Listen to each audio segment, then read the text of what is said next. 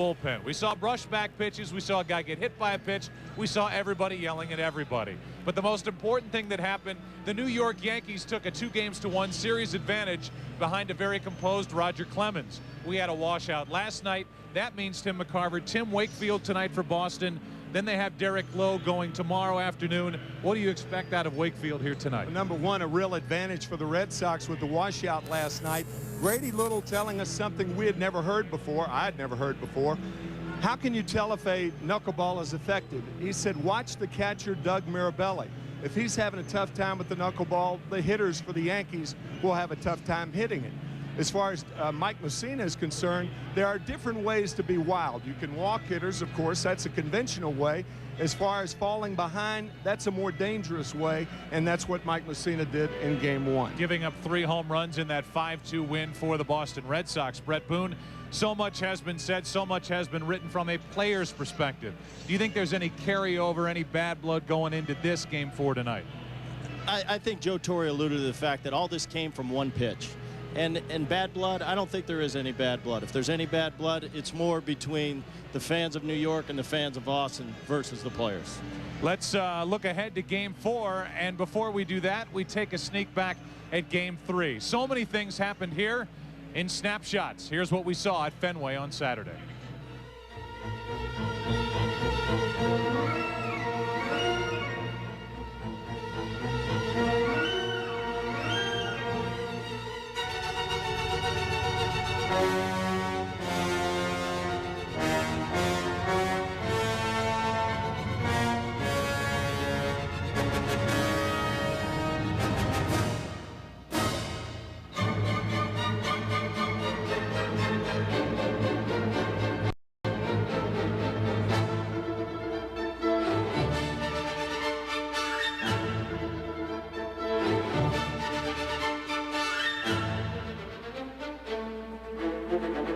Out last night. You may wonder how that field is and the condition of the field. Let's go down to Chris Myers.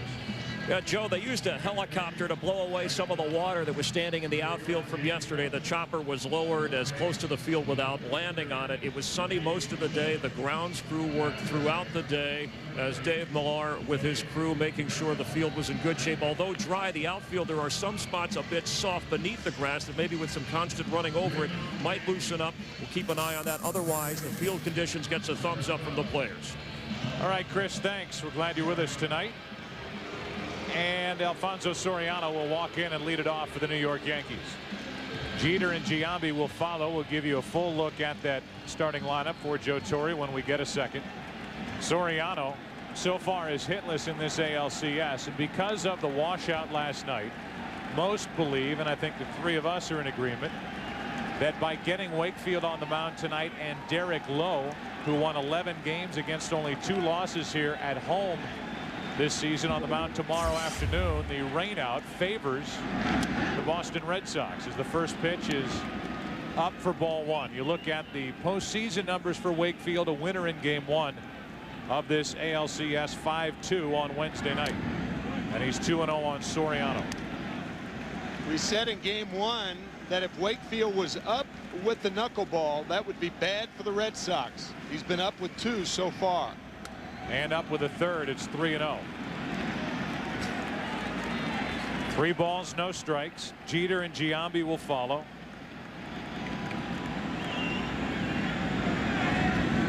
And a strike, 68 miles an hour. A 3-0 knuckleball.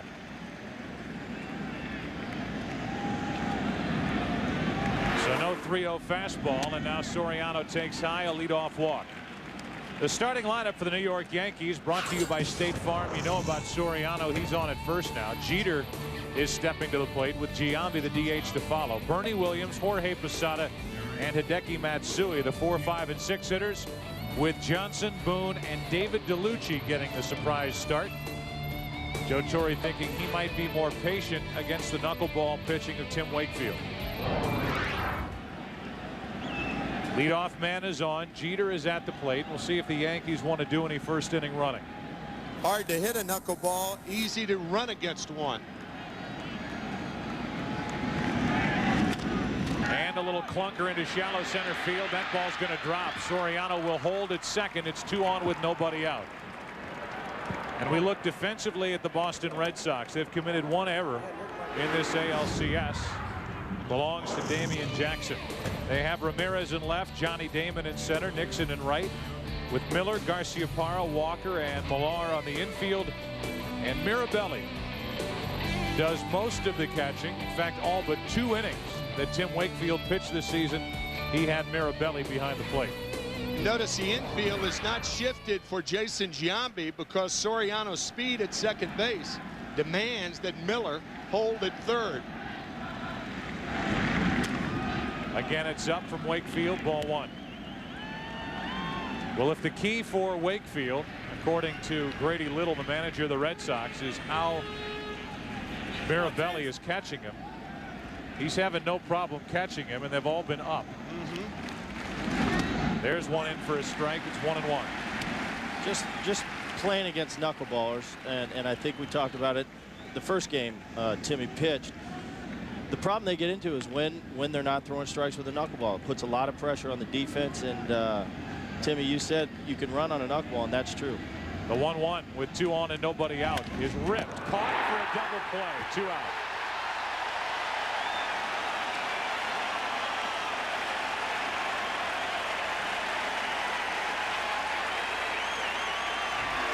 Huge break for the Red Sox. A rocket caught by Millar. Jeter with no place to go. Yeah, there's nothing you can do about that as a runner. Hung out to dry. So what looked like a damaging first inning for the Boston Red Sox now sees the Yankees with a runner at second, Soriano 2 out, and Bernie Williams, who has 2 hits in this series and 1 RBI, standing at the plate.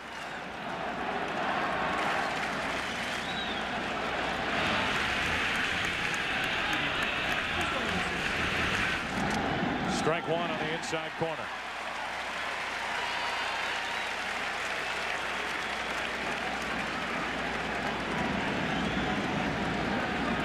It's Wakefield and Messina tonight. Derek Lowe and David Wells tomorrow. Yankees leading 2-1 in this best-of-7 series. 1 ball, 1 strike on Williams.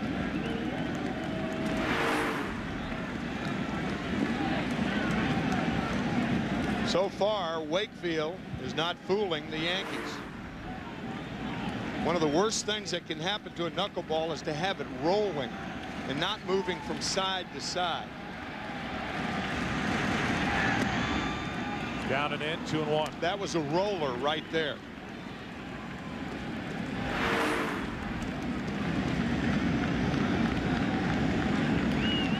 Drifting low for Williams.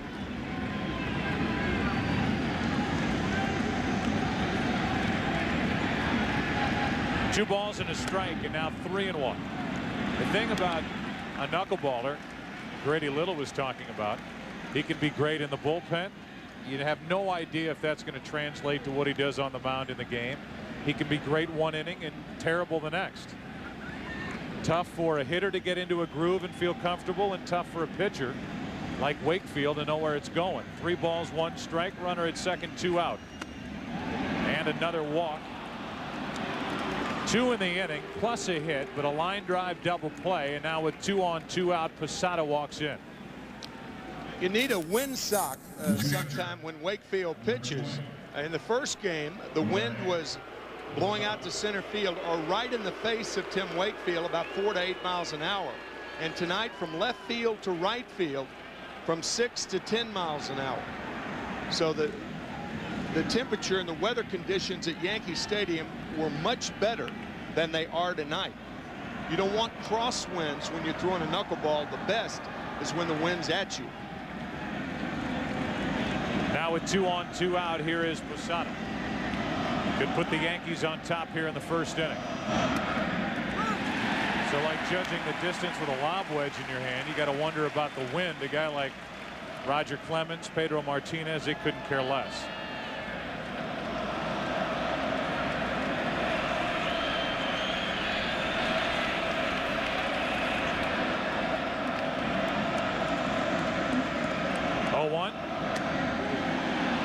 a strike.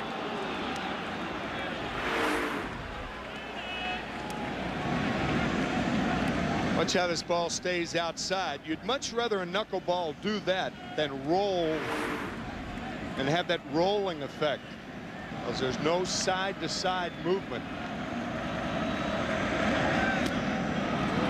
2 balls and a strike, and this big crowd at Fenway Park already starting to groan here in the first inning. Yeah, but those last 2 knuckleballs, you can work with those because it's got side-to-side movement.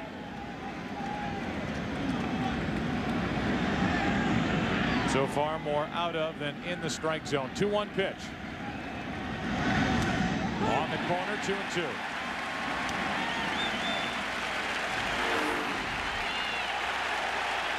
That's when he's thrown right here.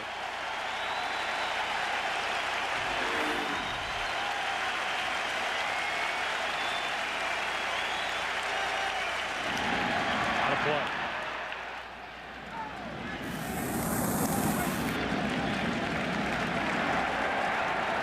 Soriano led off with a walk. Jeter single to center. Giambi lined into a double play. Williams walked. And this crowd hoping, pleading, begging Wakefield to get through a scoreless first.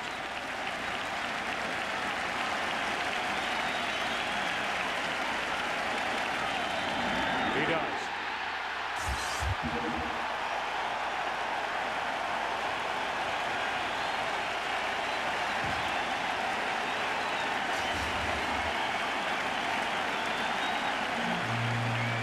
Of Mike Messina, who so far is 0-2 in October for the Yankees this season. The starting lineup for the Red Sox brought to you by State Farm.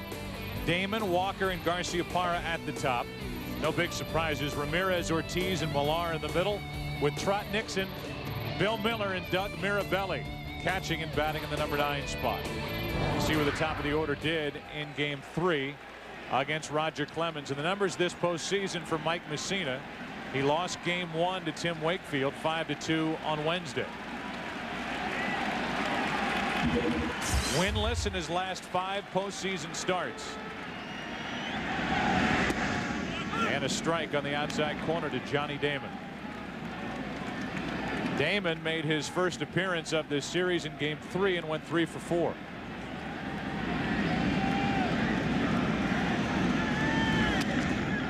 One ball, one strike.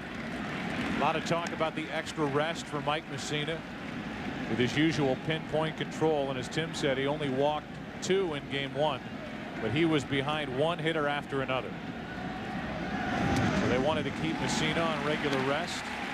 They move Wells to tomorrow, and Messina falls behind Damon 2-1.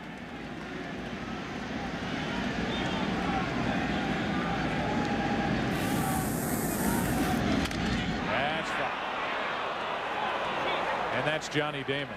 I mean, he can miss a ball by a foot swinging at it. He can hook one down into the right field corner. He can slap one down the left field line. That one took 2 hops and hit off a fan down the left side here at Fenway. 2 of his 3 hits the other night, one off the third baseman Enrique Wilson, the other off Derek Jeter.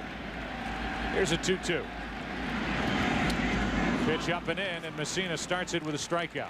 Look at the defense for the New York Yankees. So far, they've not committed an error in this ALCS. And the only change is DeLucci out in right. 3rd career postseason start. First with the Yankees. He was with Arizona and missed 30 games with a sprained ankle. Got himself back into playing shape just in time to be a part of the postseason roster for Joe Torre. Here's Todd Walker. Strike 1. I think with Johnny swinging at that pitch, when Mike is most successful, you see a lot of hitters swinging at that pitch up a little bit out of the zone, and that's when he's most successful. The 0-1.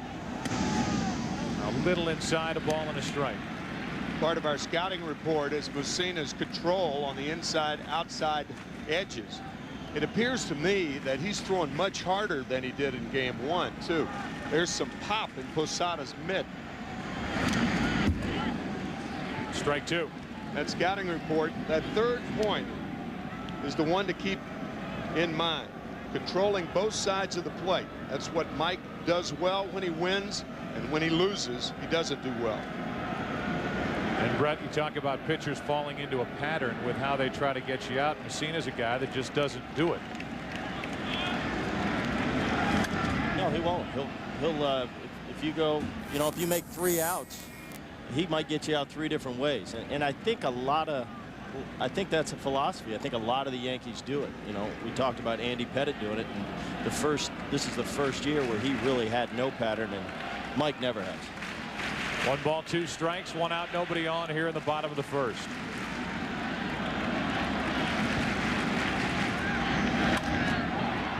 That's foul down the right side. So it stays 1-2. Mike Messina was signed in November of 2000, and his last win of the postseason came in Game 2 of the ALCS against Seattle in 2001. So in October so far, he has yet to step forward and be the dominant type pitcher that he is during the regular season. A 17-game winner this year. That's the opposite way into left. And Matsui hauls in out number 2.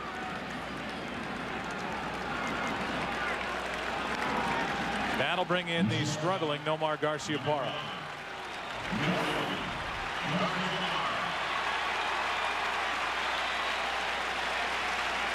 That was a fastball. Whenever you see 2 fingers on a ball, it's a fastball, or it looked like a cutter. I think I was wrong the first 2 times. It was a knuckle curve. I've got Brett Boone. You're 1 for 3. Next to me. Yeah, one out of 3. Not bad hitting. Real bad up here. I was going to say, Timmy, we're not hitting.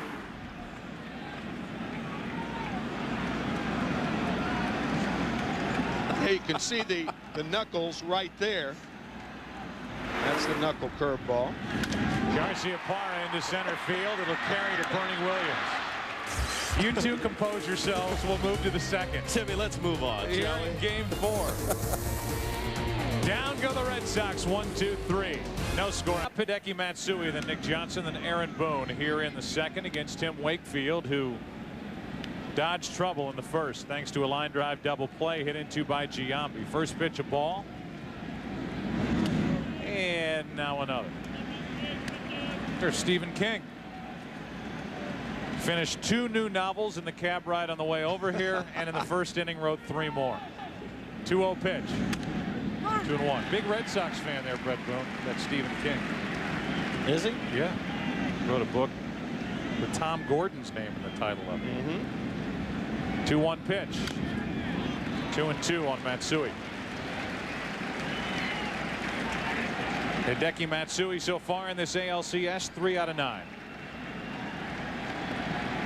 He was the one that got that big double off Pedro Martinez in the eventful 4th inning on Saturday.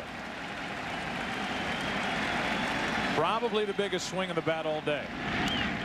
Waits on it. Still 2-2. Joe Torre certainly thinks so. In that inning, Posada led off with a walk. Then Nick Johnson singled, and then the double by Matsui, and then the ball thrown behind the head of Kareem Garcia. 2-2 pitch. Matsui a late swing, and he's gone. 1 out. Our Sprint Virtual Manager question: who is most responsible for Saturday's melee in the 4th inning? Pedro Martinez, Roger Clemens, Manny Ramirez, Don Zimmer. You can use your PCS Vision phone from Sprint, or log on to foxsports.com. The keyword MLB on Fox. So we will do that, and I will ask Player Man what he thinks. Player Man? Player Man. Who is most responsible? Who do you think? That's you. Let's go. Who threw the pitch? Pedro Martinez. Okay. That's your answer. If the pitch wasn't thrown, would anything have happened? No. All right. Thank you. Oh, well, there you go. Well, you have an answer. Why do we need to vote now? Let's see how much. Yeah. Let's see how much weight I carry up here. I don't know if Pedro or Manny Ramirez have PCS Vision phones down in the clubhouse, but they might differ. I don't know. You never know. Yeah. Whatever. Here's the 1-1 pitch, fouled it back. You can't get that upset about that. I know you're scared about facing Pedro Martinez next year, but I mean, say something. I've said my piece. With 1 out, nobody on, 1 ball, 2 strikes on Nick Johnson. That's 3 strikeouts in a row.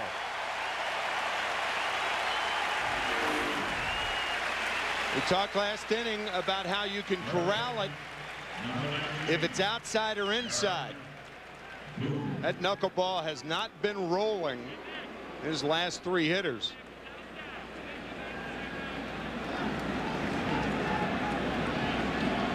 There it is. At freeze. That's what Dave Wallace says about Wakefield.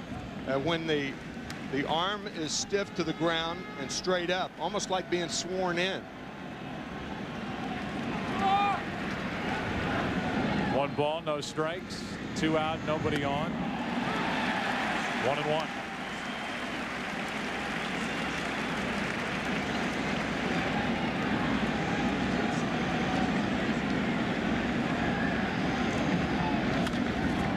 Into left field, not well hit. Manny Ramirez hauls in out number 3, and the Yankees go in order. Bottom of the second rolls in here at Fenway.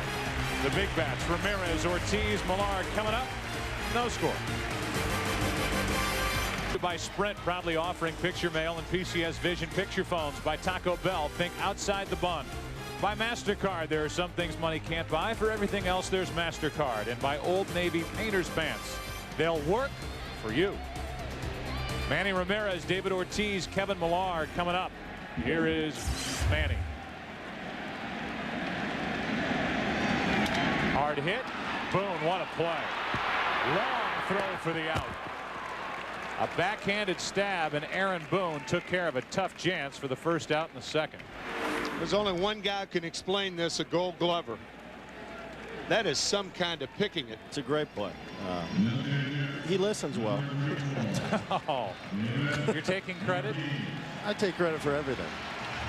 Yeah, Aaron he's a very talented defender. I mean, I've seen him make that play 20 times, and I haven't played against him that much, but I watch him quite a bit. And he can play really anywhere on the infield. He can. I mean, third base is by far his best position, but he had to play second a little this year. I worked with him a little bit in spring training, before spring training started. But he can move around, but third's definitely his spot. With 1 out, David Ortiz digs in and takes the ball low. We were talking about Don Zimmer last half inning in that sprint question. And one point about it that I don't hear talked about really at all is that Don Zimmer doesn't want that whole how could Pedro Martinez pull down a 72-year-old man. He doesn't want the special consideration because he's 72 years old, as that ball will roll foul. Interesting that Messina would let it roll. Looked like he had an out sitting right there in front of him. I was thinking the same thing. David Ortiz has not attempted a stolen base all year. Now that means he's slow. So if he's slow, I think Mike was perhaps worried about throwing into the runner, picking it up, being on the line, and having Ortiz in the way of the throw to first base. But other than that, I mean, Ortiz wasn't halfway down the line. I think if you pick it up and back off a little bit, give yourself a little room, then you get Ortiz. With 1 out, nobody on, Ortiz gets back in there, has a little second life, in my opinion, thanks to that decision by Mike Messina. 1 ball, 1 strike. 2-1. So while people say, how could Pedro Martinez do that? We talked about that at length when it happened in the 4th inning. And in my opinion, I don't think you can blame a guy for reacting with somebody coming at him. But in Don Zimmer's mind, he doesn't want that, how can you push down the old man stuff. That's just not Don Zimmer. 2 balls, 2 strikes. The way I saw it was, and I've said this, I think I have a lot of respect for Don, what he did. It might not have been the right choice, but he's in the heat of the battle, and he wants to protect his guys. He's going to war with his guys. But I think you can't fault Pedro for what he did. I mean, he's trying to defend himself. He's not thinking, here's a 7-year-old man, I better take it easy. He's thinking, I'm protecting myself here. 2-2 pitch. Ortiz strikes out. So Messina Let the ball roll foul and picks up a strikeout, his second of the night. And let's check in with Chris Myers with news about Don Zimmer. Yeah, Joe, we saw Zimmer's tearful apology on the pregame show. I talked to him before the game around the batting cage. First, he pointed out he's ultra sensitive anytime a player is thrown out around his head, because it was 50 years ago at age 22 when he was batting with St. Paul against Columbus, no batting helmet, and he was hit. He was unconscious for 13 days. Wanted to clarify, he doesn't have a metal or steel plate in his head. They actually drilled 3 holes in the side of his head, used a material similar to a bone structure to help, and he was unconscious for 13 days. And then coming out of that, he's always been sensitive, but he did want to make clear that he was sorry about what happened and wanted to now concentrate, of course, on the Yankees moving forward and getting back to the World Series. Thanks, Chris. No balls, 1 strike, 2 out, nobody on Kevin Millar.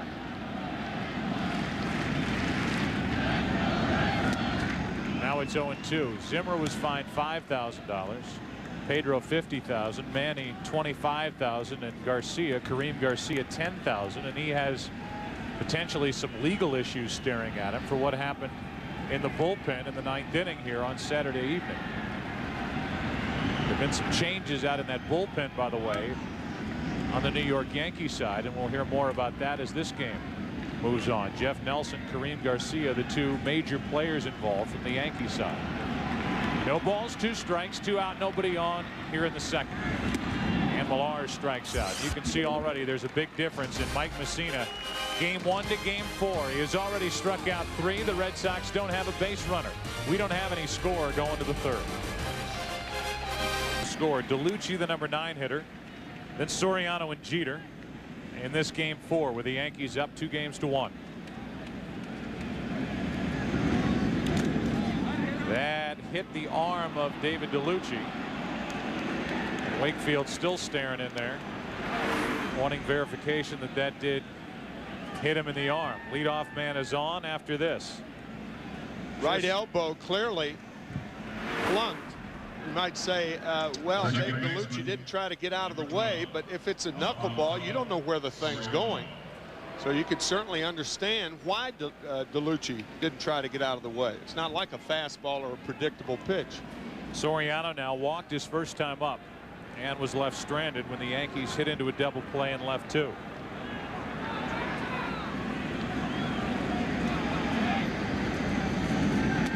On the inside corner for a strike.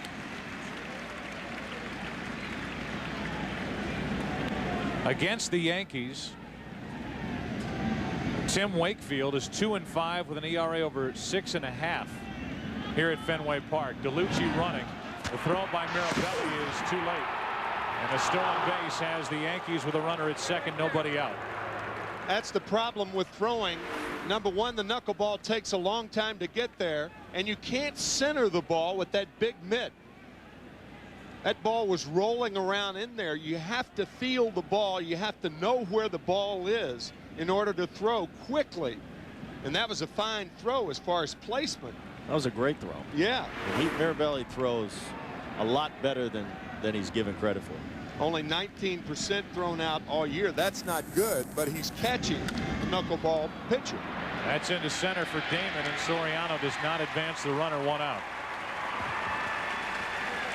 This is what happens with that knuckleball. See, the action is still rolling. Watch the ball still rolling in his mitt. And by the time you get it, sometimes you pull it out and you don't have a firm grip of the ball. So it's very, very difficult throwing from behind the plate. And DeLucci took advantage of that. Here's Jeter now. Derek singled his first time up. His 4th hit of this series. Been bothered by a sprain in his left thumb.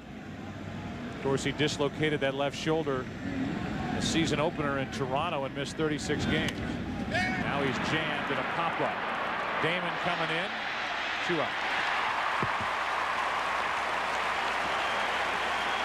And with Damon coming in, Todd Walker made sure he got out of the way with what happened in Game 5 out in Oakland. He really did. Watch Walker go that way to clear the way for Johnny Damon. Get out of the way. Damian Jackson running into Johnny in Game 5 of the American League Divisional Series. And now here's Giambi, who hit a rocket down to first with 2 on and nobody out. And the shift is on the infield, but Miller is at least in the vicinity of third base. But it'd be tough for him to get there and cover on a throw over. Up and away for a ball. Not that you want to chance it with a guy like Giambi at the plate and run in this situation, but it would be fun to watch Miller try to get to third and take a throw on a steal attempt. Yeah, the Red Sox realize that there are 2 outs. It's much more of a chance to try to steal third. But when you have a pitcher and you have that as the result, being at third base is not such a bad thing as the count goes to 1-1. Giambi or not, if you can get to third base and feel comfortable doing it because of this, sometimes it might not be too big of a risk. It might be worth the chance. Well, this gets him to third anyway. 14 pass balls during the season. Mirabelli only started 43 games. But Grady Little said if the catcher's having problems with the knuckleball, he's got a good one, and he's having a ton of problems back there. This is what Euchre said. Wait till it stops rolling and pick it up. That's outside for a ball. Close pitch. Wakefield doesn't get it. It's 2-1.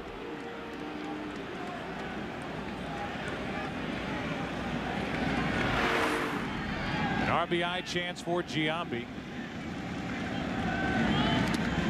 And it's 2-2. It's very interesting to watch hitters when they face a knuckleball. They'll change their stance. Watch Jason. Normally he has that bat off his shoulder all the time. Watch him when Wakefield comes set, how he kind of bounced it. It's just something you do different against a pitcher or a pitch that you don't see all the time. Another pop-up. The Yankees had a runner at second, nobody out, and do not score. They have strained at 3. We go to the bottom of inning number 3. It'll be Nixon, Miller, and Mirabelli coming up for Boston here in Game 4. No score. Step for Boston here in the 3rd inning, and Messina misses low for ball 1. It will be Nixon, Miller, and Mirabelli. One of the all-time great broadcasters and people in attendance here today, the beloved Kurt Gowdy. The Cowboy. From Wyoming. That beautiful voice of his. Long-time voice here as Nixon takes on the outside corner. 1 ball, 1 strike. Trot so far is 3 out of 9 in this ALCS. 5 for 19 with that dramatic Game 3 home run in the division series against Oakland. Hard hit, base hit, and the leadoff man is on. The best view of tonight's game is from the Hood Lightship. Hood Dairy will donate $300 to children's hospitals throughout New England for every home run, double play, and strikeout made by the Red Sox during the ALCS here at Fenway. And we thank them for joining us tonight. Much better night weather-wise. What a difference from last night. It was pouring, and the irony of it all was the second they called it, it stopped raining and didn't rain another drop the rest of the night. But the field was unplayable. Today was beautiful. Here's Bill Miller. And there's a strike on the outside corner.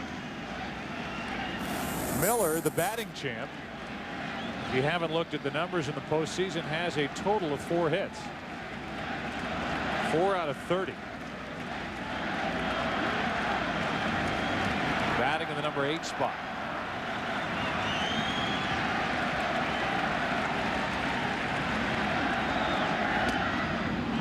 So they've got the batting champ who's struggling at the plate. And they've got their best known hitter in Garcia Parra, historically a great postseason hitter who hasn't driven in a run. And yet here are the Red Sox, 3 wins away from getting the World Series for the first time since 1986. What American League pitchers try to do, go up the ladder with 2 strikes to Miller. Check swing on a pitch inside, still 0-2. Mike Messina is not the type pitcher that relies on a high fastball, but there are an awful lot of American League pitchers who try to pitch Miller. Up here in the zone with 2 strikes and make him chase.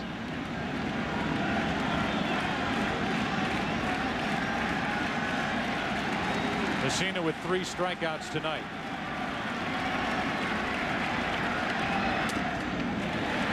Up and out, 1 ball, 2 strikes.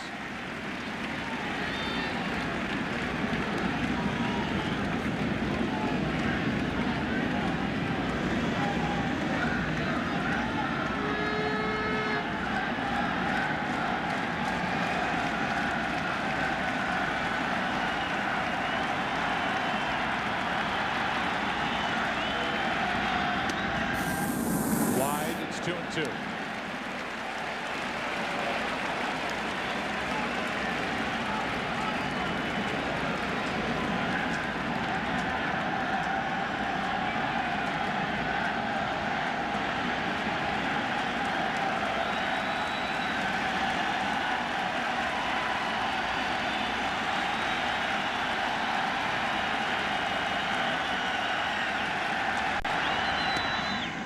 Just outside, full count.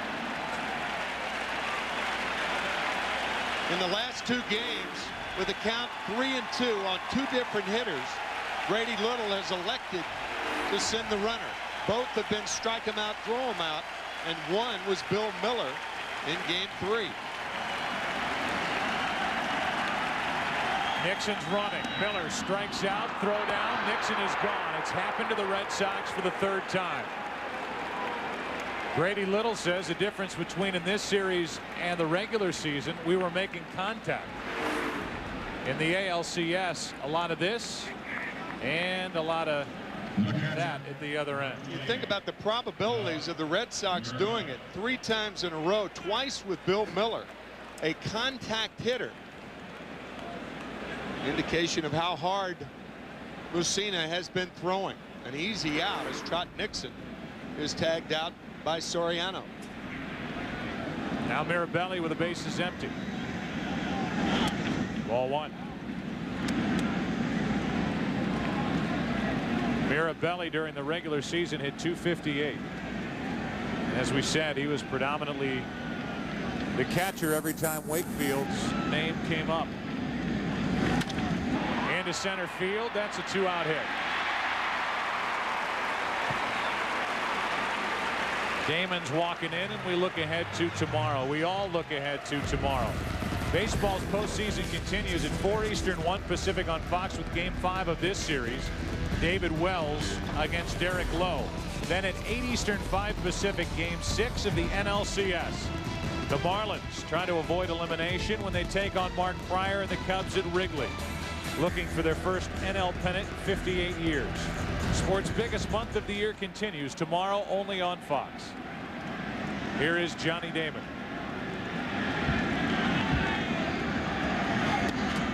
Ball 1. In July, all we kept hearing and talking about was this time it counts with the All-Star game. Well, it's about to count. The American League won. It would have been the National League's year to have home field advantage in the Fall Classic, but the American League won with the late heroics. How ironic would it be that the National League manager Dusty Baker had his hand in that whole thing, and we talked about it that night. It seemed like comparing the 2 managers, Dusty Baker was more, yeah, I know it counts, but I still want to get everybody in the game. And you talk to Scioscia, whose team was way out of it behind Seattle at that point, and he said, I'm thinking about matchups. I want Blaylock hanging around for Gagne, and wouldn't you know it, he saved him for the right spot. He ends up winning the game, and with that, if the Cubs were to get to the World Series, they would not have the home field advantage, as that's taken low to make it 3-0 on Johnny Damon. Hank Blaylock with a 2-run home run off Eric Gagne. And back in May, Mike Messina became the 60th pitcher in Major League history to strike out 2,000. Who was the victim? Hank Blaylock. Here's a 3-0 to Damon. 3-1. I think Hank's going to be looking for a playoff share from that American League team. Yeah, Perhaps. he's the one that would give either Boston or the Yankees home field advantage because of one swing. 3-1 pitch. Two perfect deliveries on the outside corner. It's a full count. Mirabelli will go from first.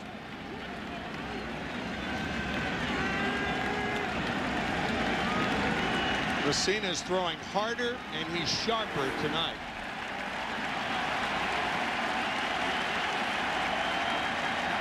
Runner goes, strike 3 on the inside corner. 5 strikeouts tonight for Messina. And with that, we sail into the 4th of game number 4. Yankees up 2-1 tonight. No score. MasterCard. There are some things money can't buy. For everything else, there's MasterCard. By Chevy Silverado, it's the right truck. By Pepsi Complete, just one and heartburn's done. And by AT&T Wireless. Go to the game alone and take all your friends with you. Reach out on the wireless service America trusts. AT&T Wireless. 4th inning already here in game 4. No score, and Bernie Williams first up for New York. Yankees have had their chances so far. 0 for 5 with runners in scoring position. Ball 1 to Williams. Posada and Matsui will follow. Red Sox have out hit the Yankees 2-1.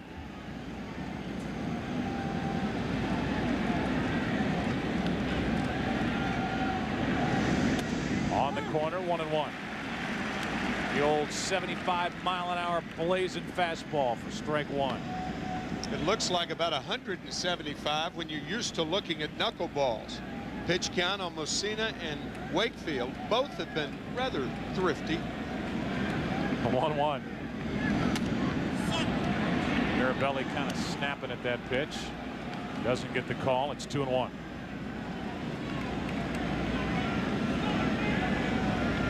Bernie Williams has not gone deep in this postseason. Had surgery on the left knee during the year. He's jammed and fights one into center field, a base hit. Leadoff man is on for New York, and let's check in with Chris Myers. Joe, you mentioned security increased at the top of the show. The Boston police have added what they call a squadron in that right field area. They have 2 different police officers in the bullpen, different from the other night on Saturday, because they are involved, those police officers involved in the investigation with Jeff Nelson and Kareem Garcia. Major League Baseball has added a security representative back there, and a grounds crew member, an employee of the Red Sox, had to be approved by Joe Torre. He's different, of course, than the guy who was there Saturday. That was Paul Williams, who went to the hospital, who was given the night off, and no doubt he's watching on TV somewhere, waving a towel maybe when the Red Sox do something good. First pitch is on the outside corner for a strike. Watching from center square somewhere out there, Paul Williams. So we have not heard the last of that. 1 on, nobody out. Leadoff hit by Bernie Williams. Posada struck out looking with 2 on back in the first. 0-2.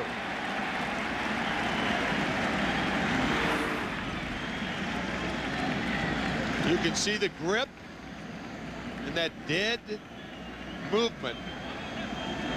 Once again, you don't want spin on a knuckleball.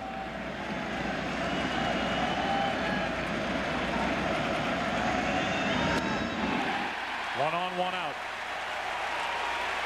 4 strikeouts for Wakefield. Maybe in a political rally, but not a knuckleball.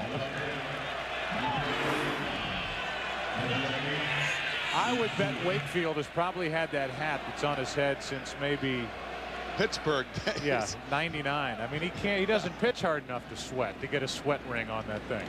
They probably changed the hat from a P to a B. Released by the Pirates in 1995.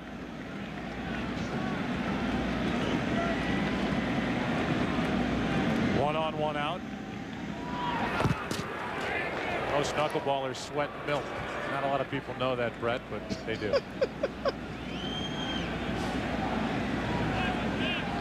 Milk. What is that? We're speaking a different language up here. These guys are. With 1 out, Matsui pops it up. Bill Miller, 2 out.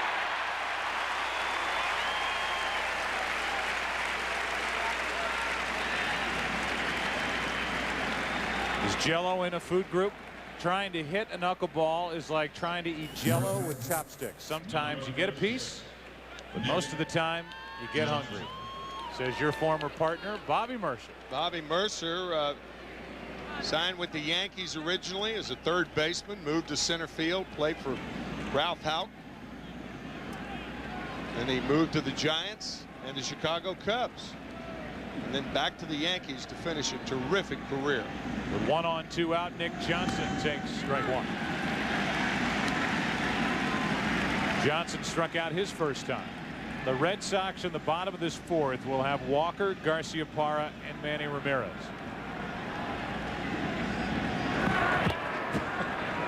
He hadn't even left the bag. Yeah, I mean, aren't you surprised at that? I mean, Bernie Williams is not an adventurous base runner. And he has had knee problems. His left knee operated on in May, but a knuckleball pitcher on the mound. Wakefield just wants to air it out a little bit. Tired of flipping knuckleballs to the plate. He wants to use his fastball over to Millar at first. That's a place to do it.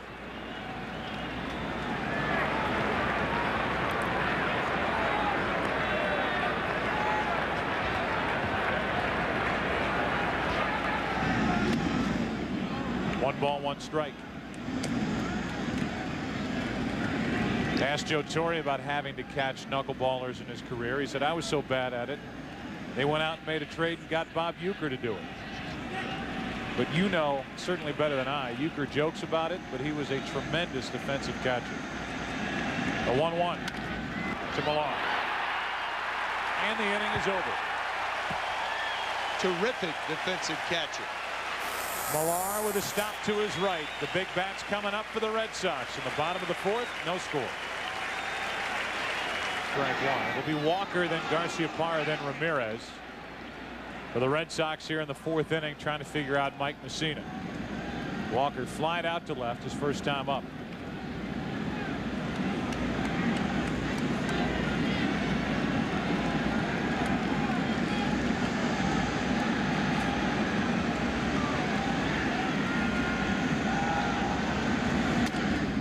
Outside, a ball and a strike. Tomorrow's starters we mentioned, Derek Lowe and David Wells. Talked to Wells before the game and asked him about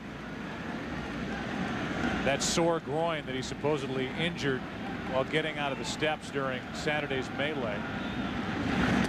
He said, what are you talking about? I said, well, that's what they're reporting in the New York papers. He said, absolutely not. I have absolutely no trouble with it. In fact, he was ready to pitch last night, but pushed off until tomorrow after the rainout. There are the Game 5 starters tomorrow afternoon, 4 Eastern here on Fox.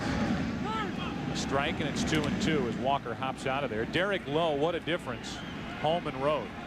At home this season, he won 11 of his 17 games, lost only 2, and an ERA of just over 3 as opposed to just over 6 on the road. So there's the break that the Red Sox catch with last night's rainout. 2-2 pitch to Walker. Fights it off. And if it goes 6 or 7, John Burkett will start game 6, and Pedro Martinez will probably go against Roger Clemens in game 7. Andy Pettit, for the most part, is being pushed back to game 6 at Yankee Stadium. At least, I say for the most part, at least that's the plan now. 2-2 delivery. Hammered. Deep right field. Back is DeLucci. The Boston Red Sox take the lead.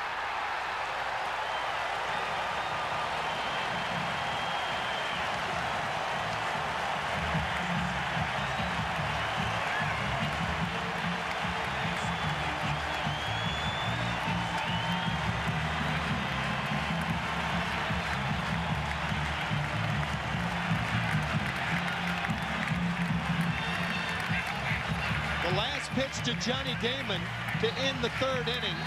Mussina dropped down and threw a fastball. It surprised Damon. To Todd Walker, he dropped down, threw a fastball. No surprise. Pumped to right field. The Red Sox record 5th home run in this postseason as Garciaparra quiets the crowd with another out. 1 out.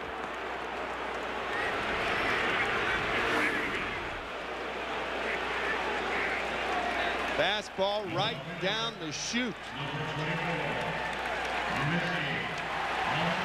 All the home runs that Walker has hit in the postseason, I think he hit that one the farthest. The last one he hit was right in front of the pole at Yankee Stadium.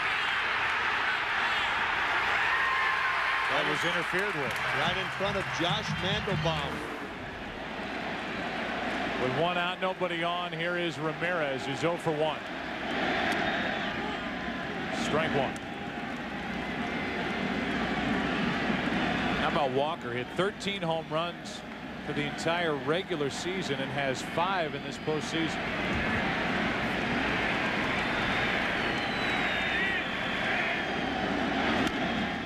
A clunker to third for Boone. Tough play. We'll see what they rule it. Ramirez is on nonetheless with one out here in the 4th. Aaron looked like he was trying to get to it before he took that tricky hop. It did. It took a little bit of a funky hop on. It kind of delays right there and doesn't get it done. E5. And his first error of this postseason, had 6 during the regular year. And it's 1 on 1 out for David Ortiz, who struck out his first time. Here's another guy who isn't hitting. Ortiz came into this game hitting 100. A guy who helped carry this very good Boston offense in the second half of the season. He homered off Messina in game 1. Hard hit. What a play by Soriano. A 4-6-3 double play. That thing was tattooed, and Soriano made a good play to his left. The double play ends the 4th. The home run by Walker puts Boston on top.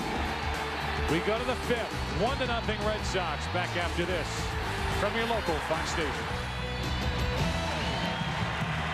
Go back to work with a 1-0 lead after the home run by Walker. First up is Aaron Boone.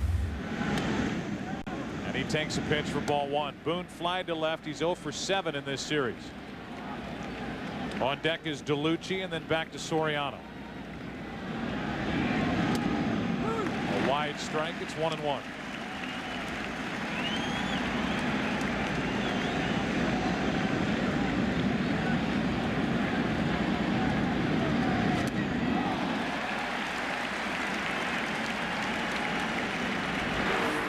Tim Wakefield has just been sparkling for the Red Sox.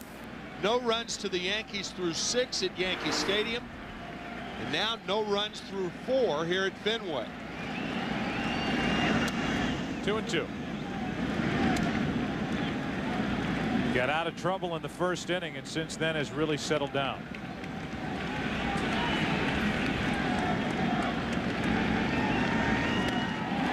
That one squirts away, but Mirabelli will make the tag for the out. That's 5 strikeouts for Wakefield. Let's go back to game 1. Todd Walker. His 4th home run of this postseason. Right in front of the pole. The hand of Josh Mandelbaum shoots in front of the pole. And then tonight, a beautiful picture of this moonshot that settles into the seats beyond the right field wall. DeLucci takes a strike.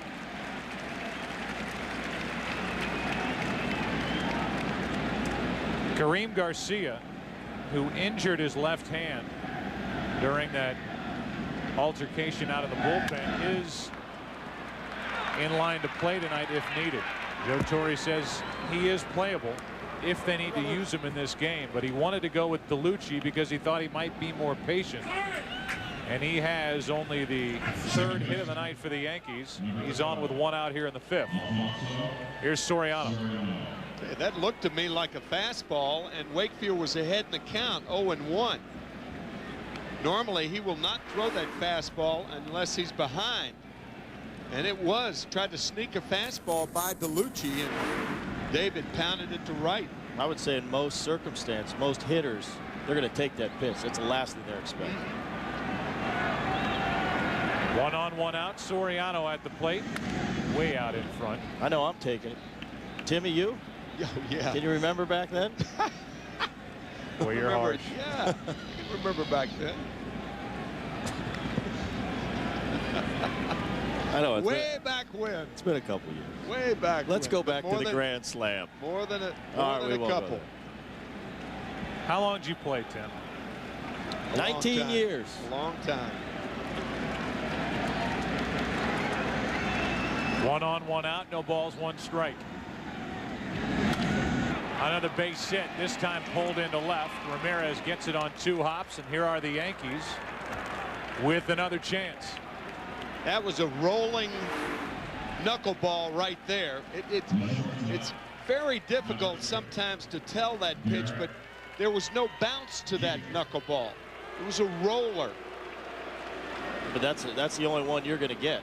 I mean, that one that's dancing, at best you're usually going to foul it off. Right. Hit it off the end of the bat. Hit it off the trademark. Oh no, the knuckleball, I usually just square it up into the night. No problem. Don't bring up my stats against Wakefield though. Jeter is 1 for 2. He bats with 2 on and 1 out. Tying run at second here in the 5th. Ball 1. Timmy, 21 years he played. I had to do some research on it. Okay. In case I need it. With 2 on, 1 ball, no strikes. DeLucci, the lead runner at second. Soriano on at first. Who would the Yankees rather have up? Second baseman was out of position on strike 1. That's a dangerous thing to do with Derek Jeter. Walker over towards second base, worried about the steal. And Wakefield did not step off, and that hole in the right side was wide open for a guy who goes to right field a lot.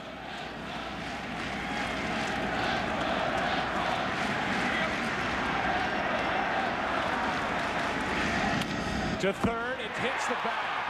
That is a base hit. Coming to the plate is DeLucci. It trickles away from Garciaparra. A 1-1 game, and the runners end up at second and third.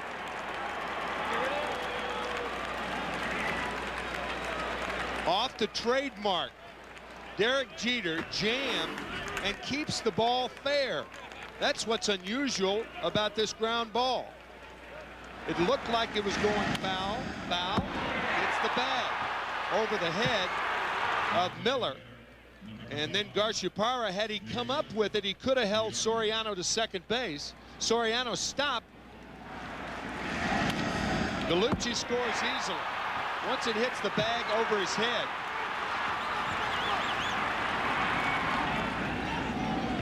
Derek Jeter pointing to third.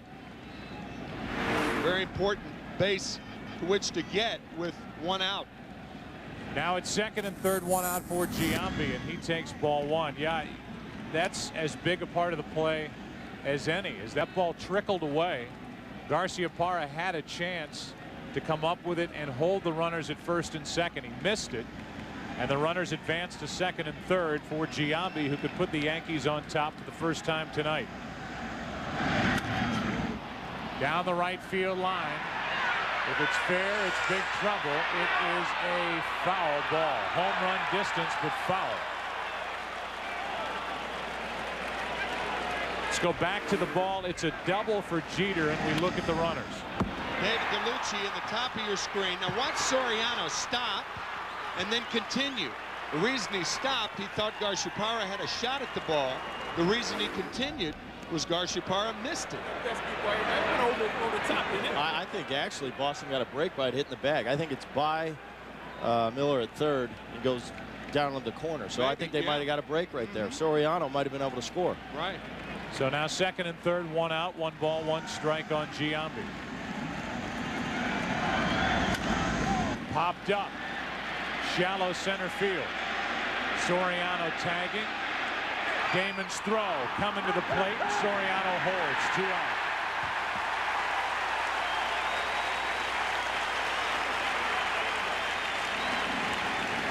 Oh for 3 with runners in scoring position is Giambi tonight. Damon does not have a strong arm, but he's just too shallow for even Soriano to score. He just can't take a chance with Bernie Williams coming up. Jeter looking at Soriano. He sees him tag. Then he tags Soriano with a fake break to draw the throw. Nothing doing. Now it's second and third, 2 out for Williams, who has singled and walked.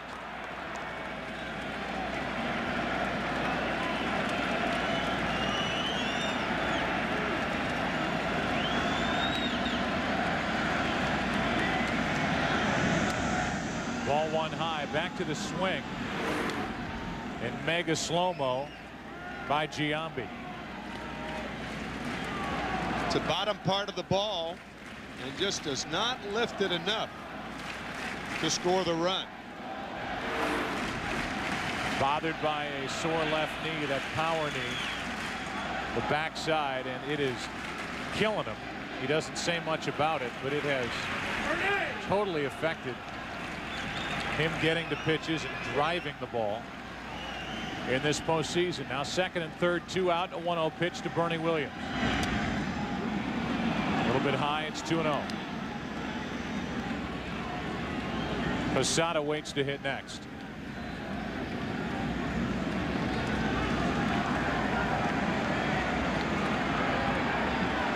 Three hits in the inning, an RBI double by Jeter to tie it.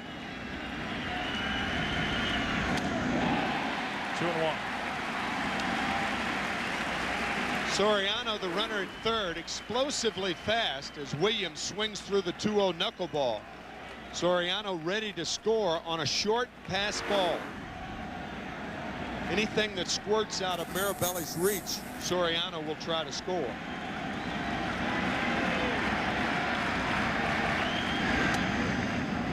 Three and one.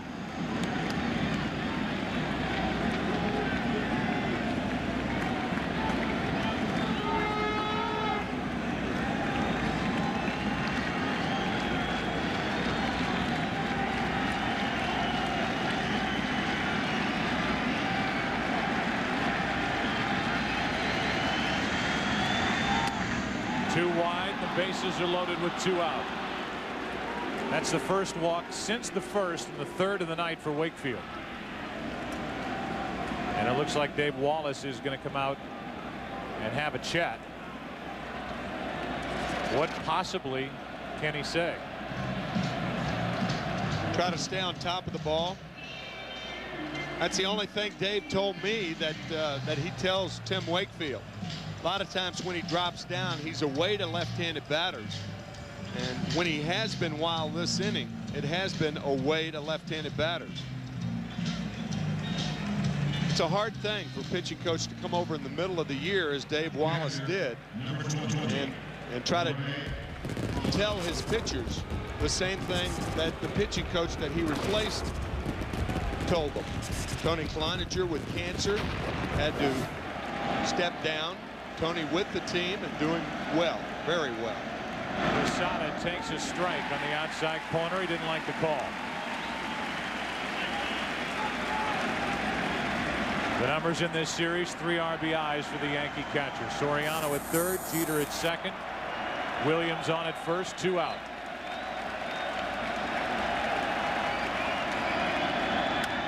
Into left field, Manny Ramirez right there, and the inning is over.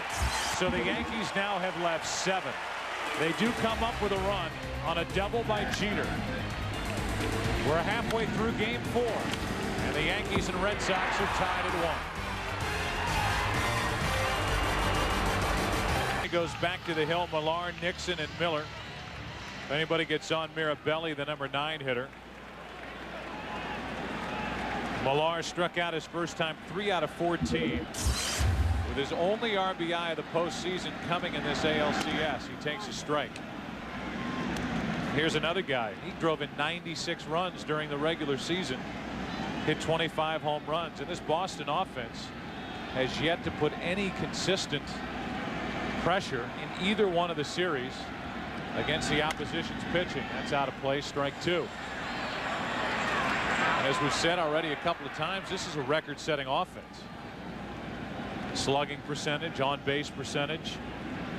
They got guys on. They had 8 guys drive in 80 or more runs. First time that's happened. They're having a tough time in October. Millar hops out of there, waiting for an 0-2 pitch from Messina.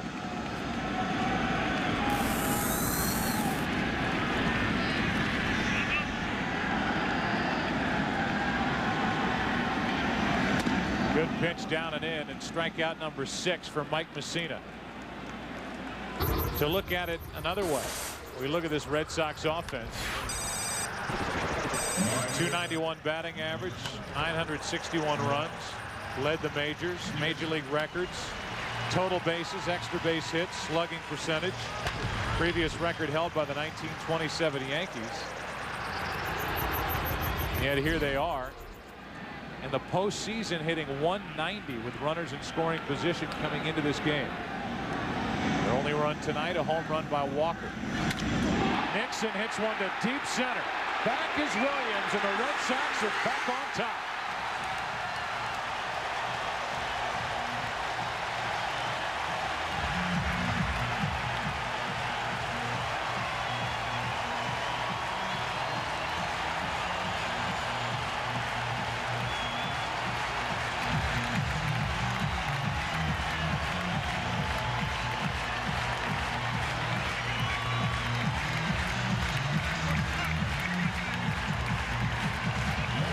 Sometimes a hitter will leave the bench and say, I'm going to look for one pitch out over the plate, fastball, something I can drive. A similar spot that Nixon won Game 3 of the American League Division Series against Oakland. Strike one on Miller. Fastball away. Messina hits Posada's glove, or at least it appeared that way. He would have until Nixon took over. Said, Jorge, I'll handle this one. Did he ever? About the same spot where he won Game 3 of the division series. Yep. Straight away center. Miller slaps at one and fouls at strike 2.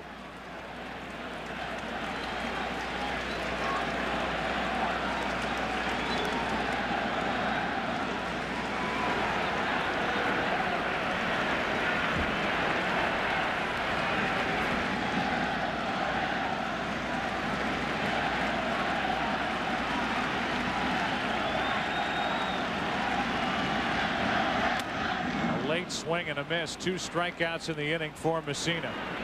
7 on the night.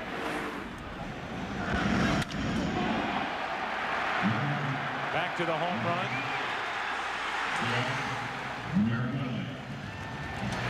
And a view from the top of the monster and left. Here's Mirabelli, who singled his first time up.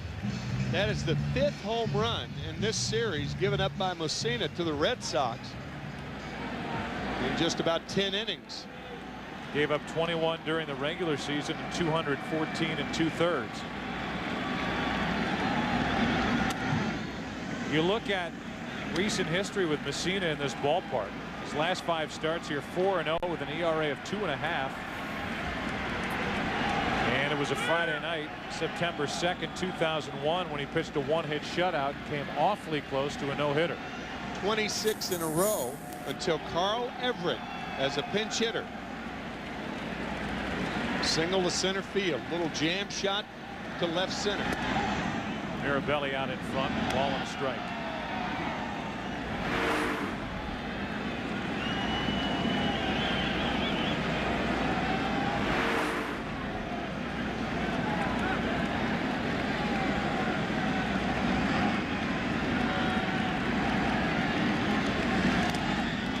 Strike 2, and Messina can strike out the side here in the 5th.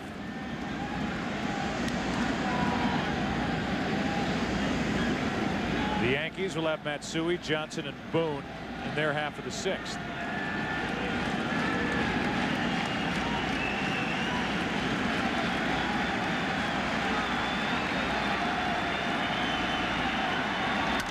Hard hit, but Jeter stays down on it. The inning is over, but not before Trot Nixon hits the 2nd home run of the night.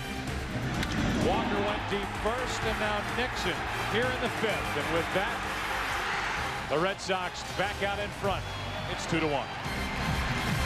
In the bottom of the 5th, it's 2-1. Yankees have out-hit the Red Sox 5-4, but the Yankees 1 for 8 with runners in scoring position. Matsui takes a strike. Hideki is 0 for 2. He struck out. He's fouled out. Nick Johnson and Aaron Boone will follow. 0-2.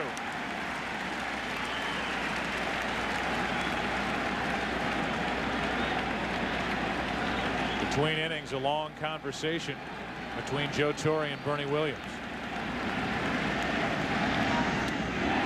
3 pitches and strikeout number 6 for Wakefield. Major League Baseball is giving away World Series tickets for life and other great prizes. Winning hologram numbers will be announced during games 1 through 4 of the 2003 World Series on Fox. Visit your local Radio Shack store for your chance to win. I think Joe Torre may have noticed Bernie's lead over there. He's been on base 3 times. There was something odd about that lead he took in the first inning, and then after he singled in the 4th.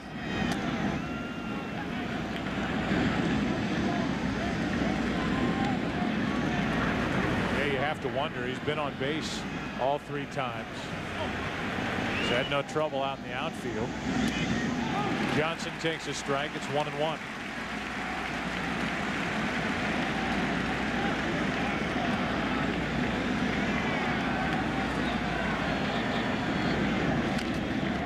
Strike 2. This crowd has yet to really get crazy here tonight in game 4, and that's, I think, indicative of the pressure that these Red Sox and their fans are feeling. Down 2-1. Daylight action tomorrow, and if necessary, a trip back to New York for 6,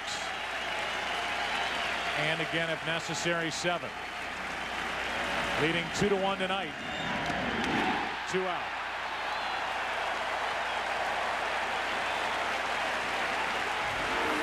Now Tim Wakefield drops down the first time tonight.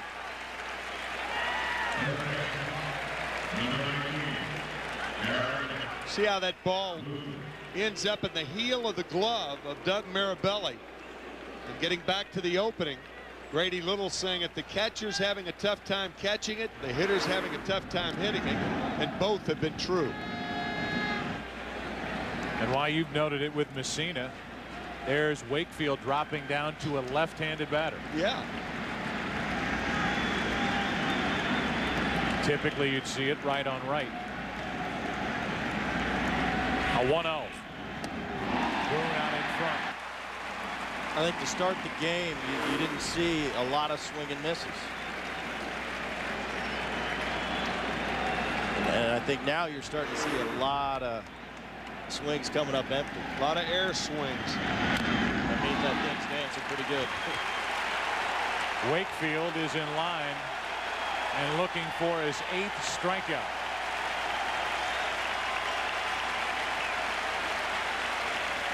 One and 2 on Aaron Boone, who is 0 for 8 in this series.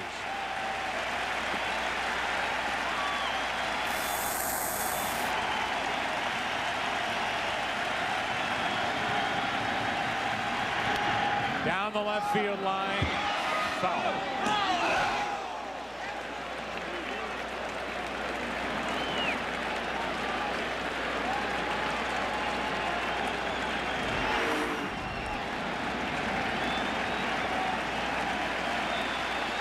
From the top of the monster, hooking all the way and ending up foul. A 1-2.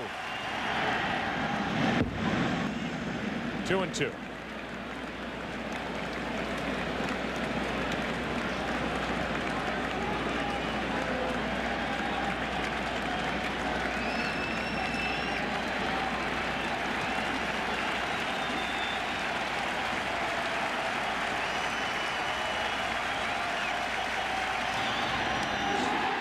Struck out the side. 8 on the night. A new career postseason high. Wakefield's doing his part. Red Sox bat. Bottom of the 6th. Up 2-1. And takes the ball. Top of the order for Boston. Damon, Walker, Garcia, Parra. 2-1 Red Sox. Bottom of the 6th.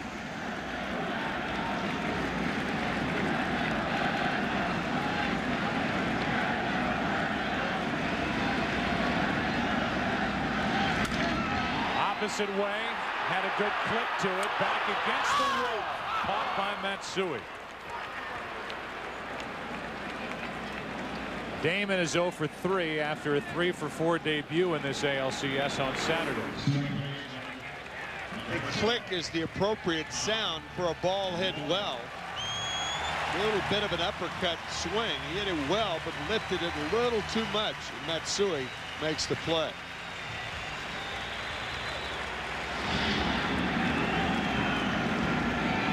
An edge, almost heel catch by Matsui out and left as Walker, who homered his last time up, takes a strike.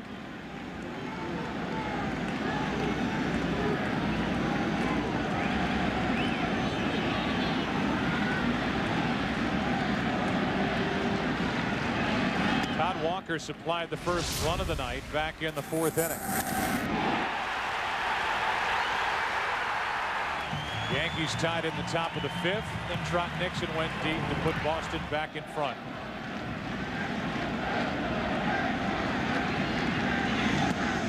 Huge swing. Strike 2. That looked like a splitter. A pitch that Messina has been working on the second half of the season, going down. Normally, if you hit a fastball out of the ballpark, don't look for it in the same spot the next time up.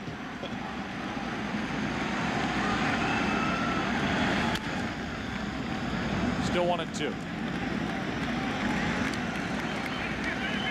Although sometimes it's a good pitch, because as a hitter you hit one out and you're thinking to yourself, next time up he don't want to throw me that one. That's right. You throw me that same one, I might. What are you doing? Yeah.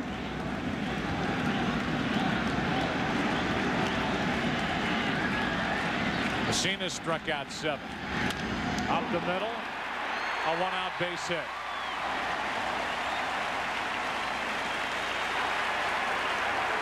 In-game box score for the Red Sox is brought to you by AT&T. Damon 0 for 3. Walker now 2 for 3, including that home run. And Garciaparra.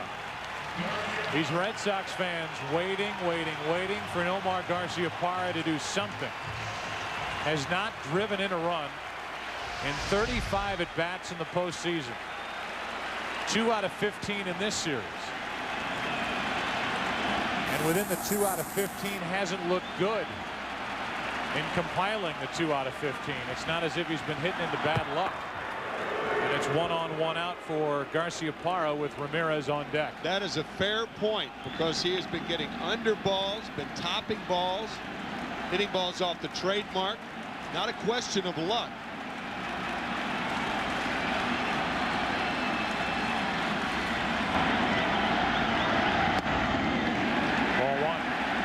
One thing the Yankees have done, too, is pitch to his aggressiveness. Pitch him off the plate. Only 39 walks and over 700 at-bats this year for Nomar.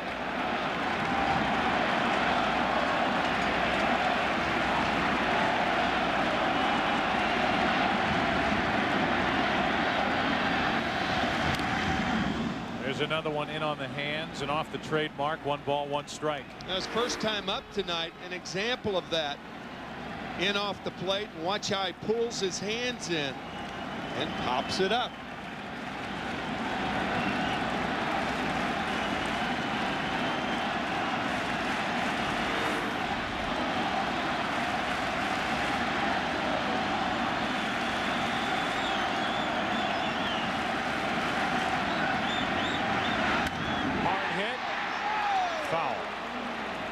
That's as hard a shot as he's had in this series. Right.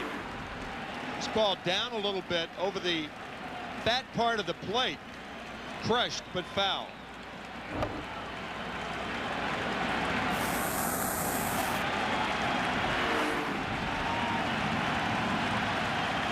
Runner at first, 1 out. 2-1 Red Sox in the 6th. Another strikeout for Messina. 8 on the night. And Garciaparra now 2 out of 16. Pitching to his aggressiveness. Out of the strike zone. Knuckle curve.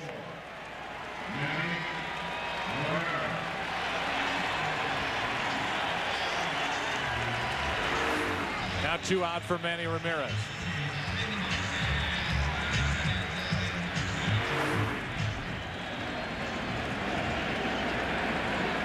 See that front hip leaving on that last swing by Nomar Garciaparra.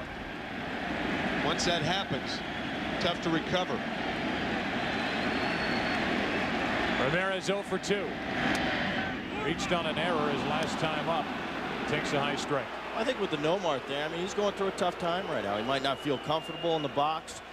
And yeah, he is probably the most aggressive hitter I've seen. But when you go bad, the one thing you don't want to do is lose that aggressiveness, because he knows he keeps going up there. He keeps getting his rips. Eventually, he's going to come out of it. 1 ball, 1 strike. The numbers over his career say his aggressiveness is good. Two-time leading hitter in the American League in '99 and 2000. Came into game 1 of this ALCS as a .358 career postseason batter.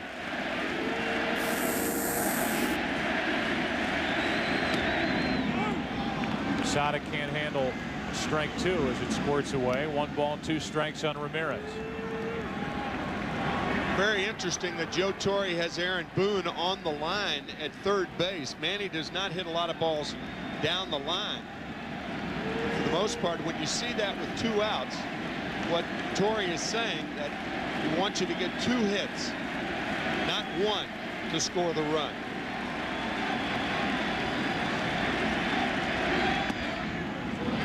Two and 2.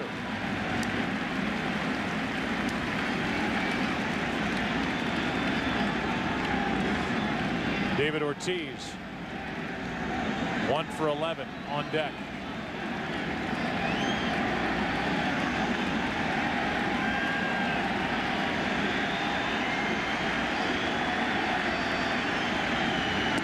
Got him on the outside corner. 9 strikeouts on the night for Messina, and that sends this game 4 into the 7th inning.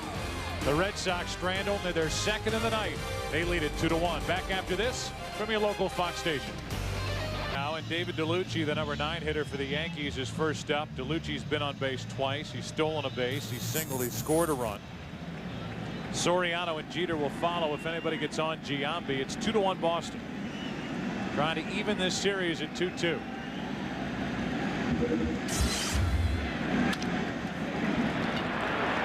Todd Walker, 1 out. Leadoff man is gone, and we check in with Chris Myers. Joe, we talked about security. Tom Ridge, director of Homeland Security here, not for those purposes, in the area looking at colleges for his daughter, a self-proclaimed Philly and Pirate fan. But he said he watched Saturday's game, and he thought the 4th inning incident and the bullpen incident very regrettable. Said baseball doesn't need that. But he did say that Don Zimmer's tearful apology the next day he thought was a very important thing for all involved. He said it's nice to see people be accountable when they need to be. Thanks, Chris. With 1 out, nobody on, Soriano steps to the plate. Been on base twice with a hit and a walk. And a little pop-up off the hands. Garcia Parra out to get it. 2 out.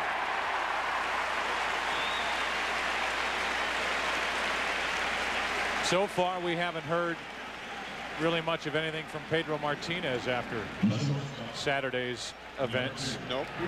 And he has pretty much boycotted the media for the most part all season. And I know some are wishing and hoping for a statement from Pedro Martinez regarding Saturday's events, and so far that hasn't happened. Don Zimmer was so embarrassed and so disappointed by his own actions, he thought about leaving the whole scene on Saturday night.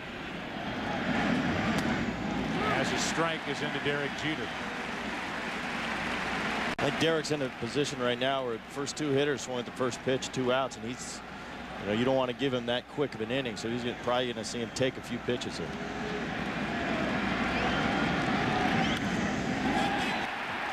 A little pop-up.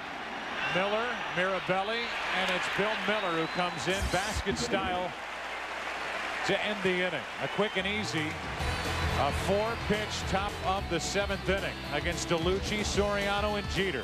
Time to stretch here in game 4. Red Sox still lead by 1. It's brought to you by Bud Light, for the great taste that won't fill you up and never lets you down. Make it a Bud Light. In what was, I think, a necessary and a classy move by the Boston Red Sox organization, and Tim Wakefield in particular, he recorded this I guess you could call it, public service announcement that was played before the game here at Fenway Park. On behalf of the players on your Boston Red Sox, we ask you to show your enthusiasm, support, and good sportsmanship throughout the game tonight, and also to respect the visiting team and its fans.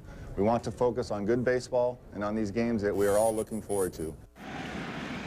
And now highlights from Tim Wakefield, who not only tried to get the crowd in the right move with those words, but he has his Red Sox in a good position, up 2-1 in the bottom of the 7th. A career high for postseason strikeouts in a game with 8. And he has been dazzling tonight for Boston, but just as good, really, has been Messina, who's needed only 77 pitches to get through 6 innings. But he's allowed 2 home runs, 1 to Walker, 1 to Nixon, and he's on the short end of a 2-1 score. I mean, I think the key to that is there has been 2 home runs, but they've both been solo shots. Keeps his team in the game. Ortiz first up, then Millar, then Nixon.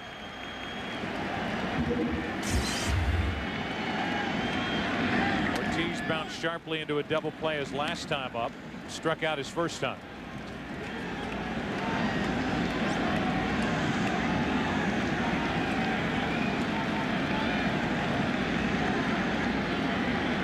Homered off Messina in game 1. 0-2. So many ways that Messina can go. Now to Ortiz, as Grady Little talks to Tim Wakefield. He also talked to Doug Mirabelli. I mean, he had a 4-pitch 7th inning, 3 up, 3 down. So I would suspect he'll be back out there in the 8th inning. And nobody warming up for the Red Sox in their bullpen. That's just wide, 1-2. And on the other side, the Yankees, should they grab a late lead, Mariano Rivera is available for 2 innings here tonight. Wouldn't have been last night, but with the rain and the rain out, he is set for 2 if the Yankees get that opportunity. 1-2 to Ortiz. Good pitch. Fastball ties him up. That's 10 strikeouts for Messina. Our Sprint Virtual Manager question was, who was most responsible for Saturday's melee in the 4th inning? And the answer was Pedro Martinez. By your votes, 53%. By logging on to foxsports.com or using your PCS Vision phone from Sprint.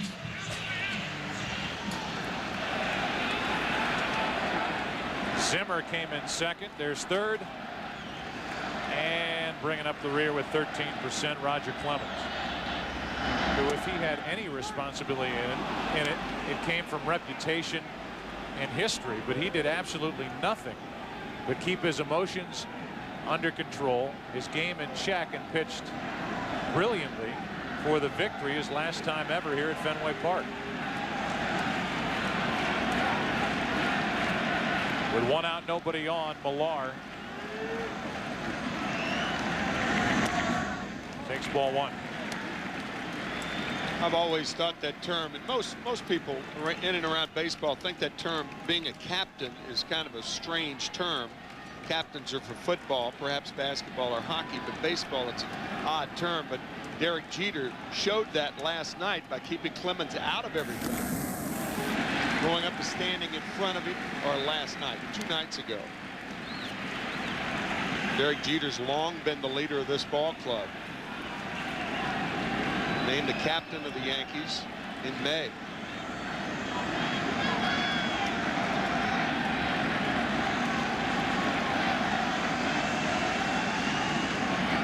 Here's a 2-1. 3-1. The time that was really thrust on Joe Torre. That designation by George Steinbrenner. Basically naming Derek Jeter the captain. Couldn't have picked a better guy. Here comes a 3-1 pitch with 1 out, nobody on. Millar took ball 4. Messina wonders where that missed. 1-on-1 out in the bottom of the 7th here. Let's check in with Jeannie Zelasco. Let's talk about a former Yankee, a large part of the reason the Marlins are on the map in October. Mike Lowell, he got the fish off the hook, and now the series goes swinging back to Chicago. Another chance for the Cubs to clinch. A full slate on Fox tomorrow. Yankees and Red Sox, 4 Eastern, 1 Pacific, followed by the Cubs and Marlins with a World Series on the line. Mark Pryor will be on the mound for the Chicago Cubs. Carl Pavano will be making the start for the Marlins. Here's Trot Nixon, who homered to center his last time up. He's 2 for 2.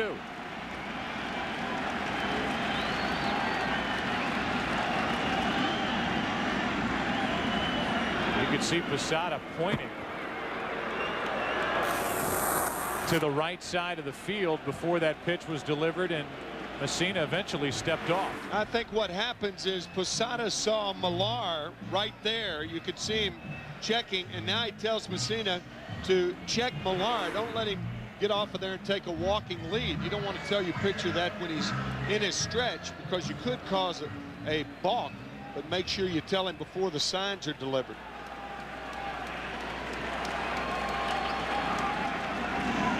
Nixon, 28 home runs during the regular season, 2 in the postseason, both here at Fenway.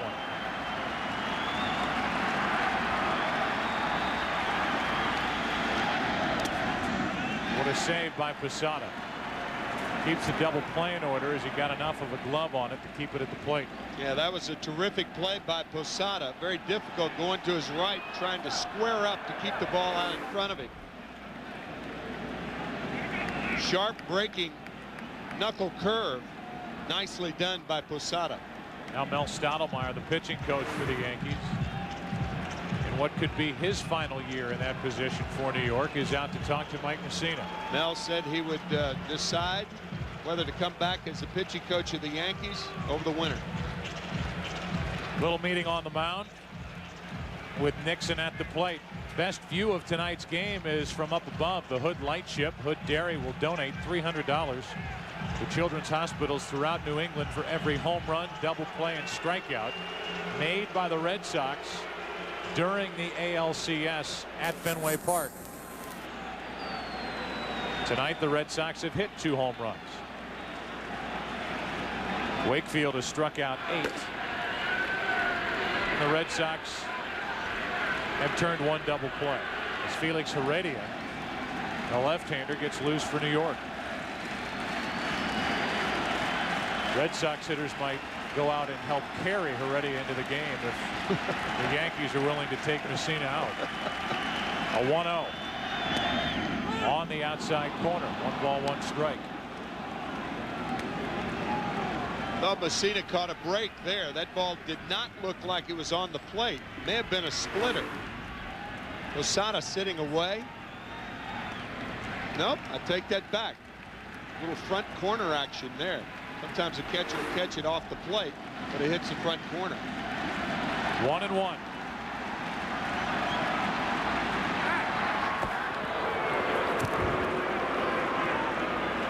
Millar doesn't run much and doesn't run all that well. 3 out of 5 in the stolen base department, in case you're wondering. The Yankees seem awfully bothered by Millar over at first.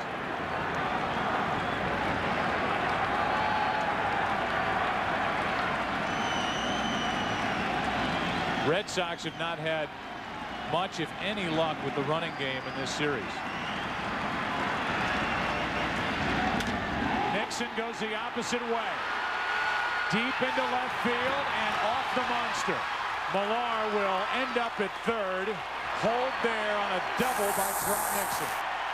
That is a terrific play by Hideki Matsui, who deked Kevin Millar by making it appear that he was under the ball. Otherwise, Millar takes off and perhaps could score. Check him out right there. Now he turns around at the last minute, and that throw home holds Millar to third base. All Millar could do after the play was hang his head over at third base. Yeah, right. Because he knew he'd been had. This stops Millar right there. Now by the time he resumes speed, too late to score. Good play by Matsui. Ball almost left the park. It's a double, and they're going to walk Bill Miller with Mirabelli on deck.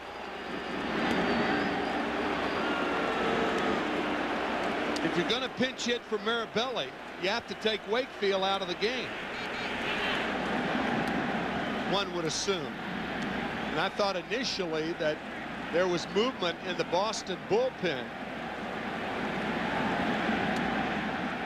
Well, Varitek, while he doesn't catch Wakefield during the regular season, caught only 2 of his innings, pitched over 200 innings, has caught Wakefield, and according to Grady Little, can catch Wakefield. So if they want to pinch hit, that option is certainly there. And here comes Varitek jogging out of the bullpen with all eyes on him. He's coming in to hit. He needs a U-Haul for all that stuff. He's got shin guards on and a bag full of equipment. There's a golf cart when you need it.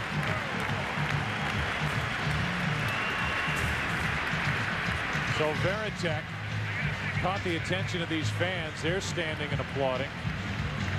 And Mirabelli, it appears, will be lifted for a pinch hitter, and there is no action for the Red Sox out in their bullpen. But Mirabelli is not coming to the plate. They're waiting for Varitek, so Mirabelli is finished, going 1 for 2. What's amazing to me is if the Yankees don't have that meeting at the mound, does it give Varitek time to even get ready to hit? And a long way to go. Well, the reason that the Red Sox are in this situation was that play by Hideki Matsui. Yastrzemski, there was nobody better at playing the monster than Carl Yastrzemski. But Matsui has learned in a hurry. Watch him go back and appear. He squares up. He appears. He even looks at second base.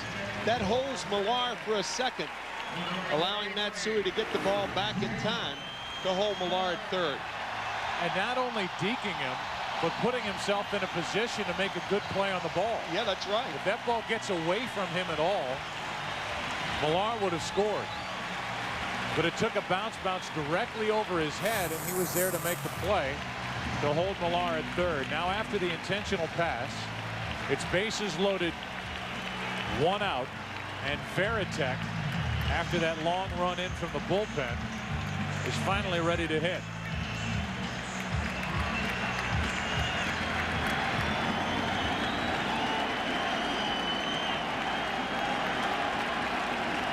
Call a pinch hitter in from the bullpen. Yeah. Bases loaded, 1 out from the stretch.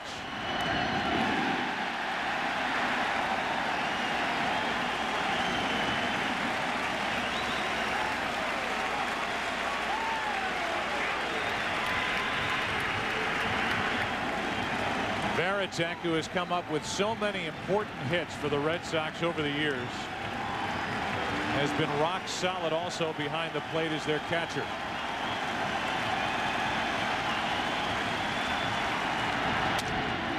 To the left side. Out at second. Safe, and a run scores. It's 3-1.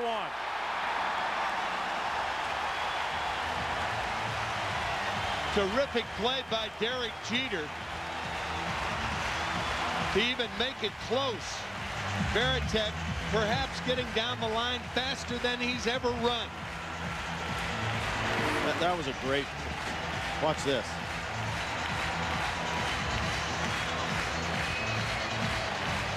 Ooh, very close. Very close. And with that, Joe Torre is going to make a pitching change. The lefty Heredia coming in. Another look at the play at first. Called safe. A run is on the board in this 7th. It's 3-1 Boston. Heredia, and the first pitch misses, ball 1. We've had looks at that play at first base, and it certainly appears that Joe West, longtime big league umpire, the first base umpire, got the call correct. Right. Varitek's foot just beating the throw to first on the relay from Soriano. It's 3-1. Damon. 1 ball, 1 strike. This is the most definitive look at it. And you'll see the foot on the bag before the ball is all the way in the glove of Nick Johnson. Joe West getting a little help from Jason Varitek.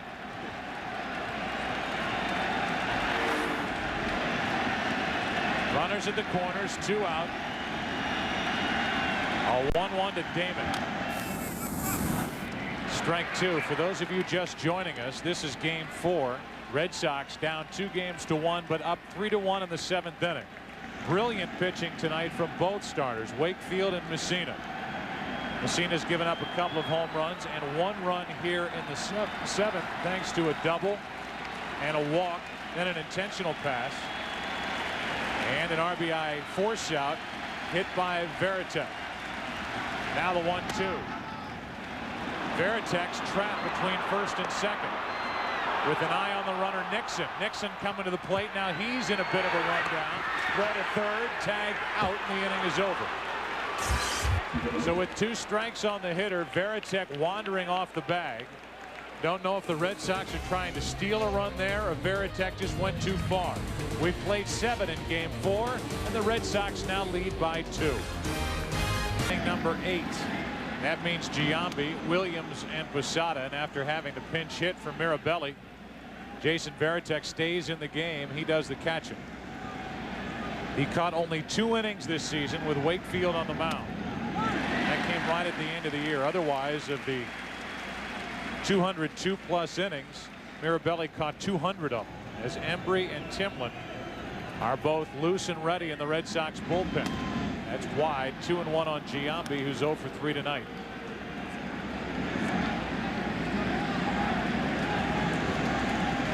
Giambi hit into tough luck in the first inning, lining into a double play with 2 on and nobody out. 3-1. That was a superb play by Jorge Posada to keep this game a 2-run game. And a little strange that that particular type of play would have been pulled off with Johnny Damon, the batter, a guy who has enough speed to get an infield hit in that situation to score a run.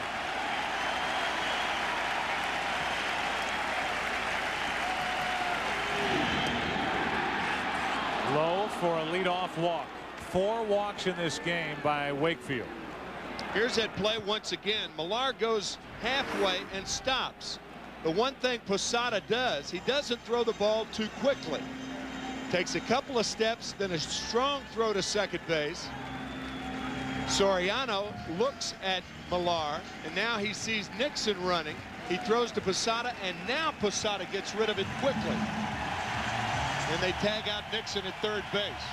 That's about as well done as you could do it right there. Tim Wakefield is being lifted, and he is glaring at the home plate umpire Cousins as he exits here in the 8th.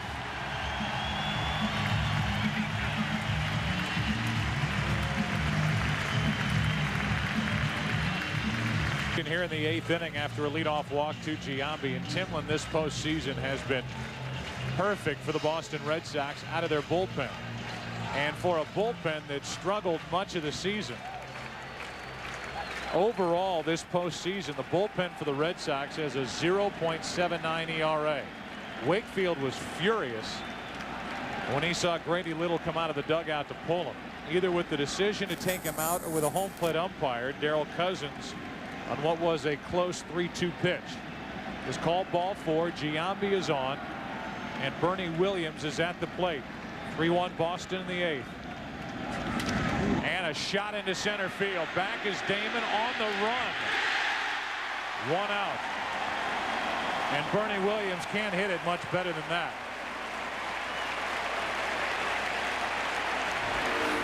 Johnny Damon can track them down and catch a fly ball as well as any center fielder in the American League. Playing relatively shallow. A nice play by Damon. Bernie Williams did not get the lift on that ball. Otherwise, this game's tied. Now Posada. So even with the switch hitters, And then Matsui and Johnson. Grady Little puts his faith in Timlin, the right-hander.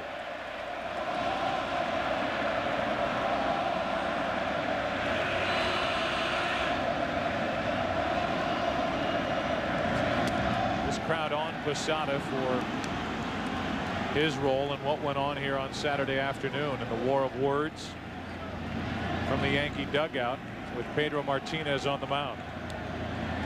Posada with power to left field. That's dangerous in this ballpark. The monster blooming. 1 on, 1 out. 1 ball, 1 strike.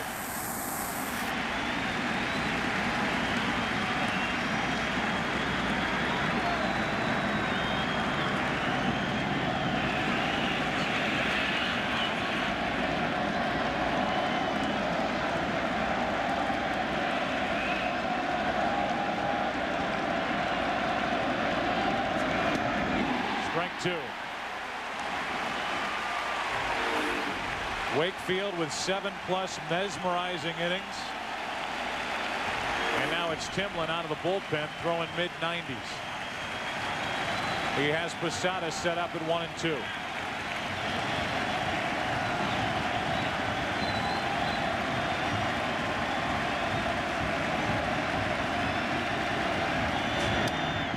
Off the hands.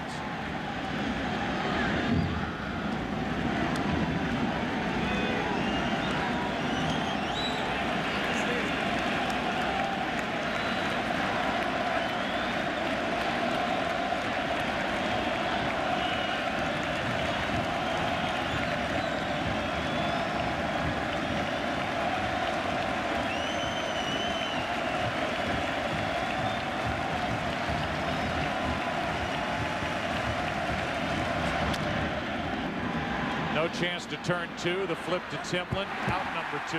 Down to second is Giambi.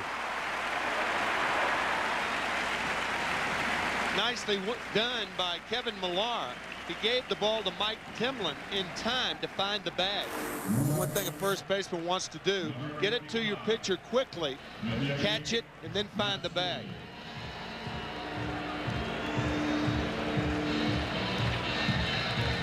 They show up in mid-February in spring training to work on that play, and here in mid-October, Timlin and Millar get a chance to use it. Now with the left-handed hitting Matsui at the plate. Giambi's at second with 2 out. Timlin's a guy who's been in the World Series way back when Wakefield was starring for the Pittsburgh Pirates. 92 and 93. Timlin was pitching for Toronto.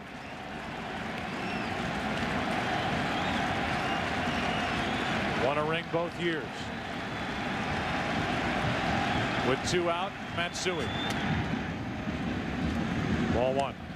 Toronto beat the Atlanta Braves in 1992, and the Philadelphia Phillies on the home run by Joe Carter off Mitch Williams in Game 6 of '93.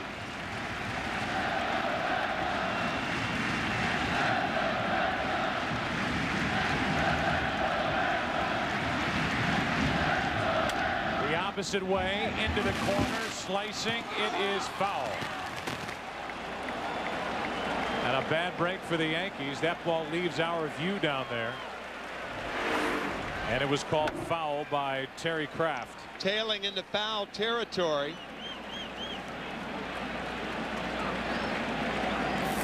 About 2 feet or so. There's now but 2 feet down there, right, Brett? If you keep that ball out of the stand, it's tough to hit a foul down there. It is.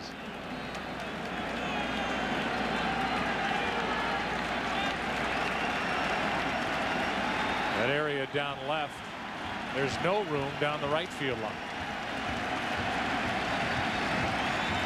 1 ball, 1 strike.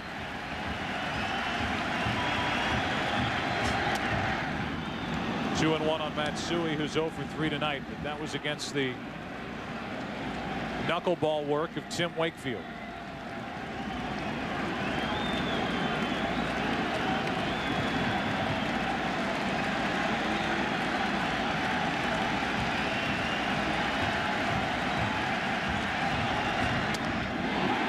Two.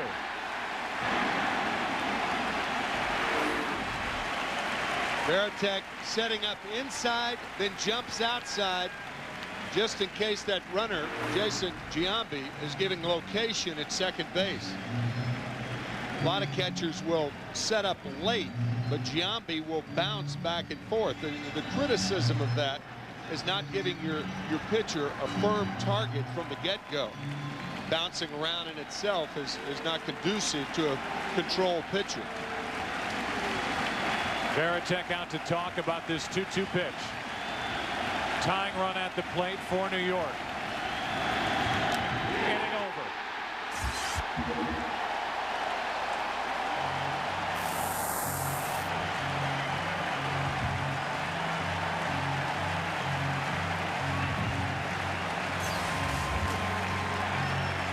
Sponsor of Major League Baseball by MasterCard. There are some things money can't buy. For everything else, there's MasterCard. By Duracell, trusted everywhere. And by Sprint, proudly offering picture mail and PCS Vision picture phones. They just finished singing Sweet Caroline as that first pitch was brought home from Heredia to Johnny Damon here at Fenway. That's a strike, and it's 1-1. Again, trying to steal a run where the Red Sox in the bottom of the 7th. Posada played it perfectly, and Damon was left standing at the plate. Here he is to lead it off. Strike 2.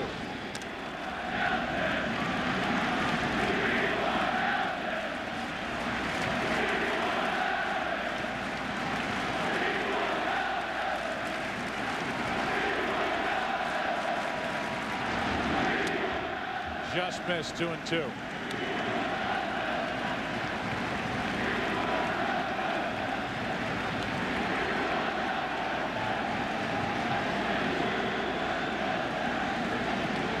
Kind of an answer chant from what we heard at Yankee Stadium after game 2. We want Pedro.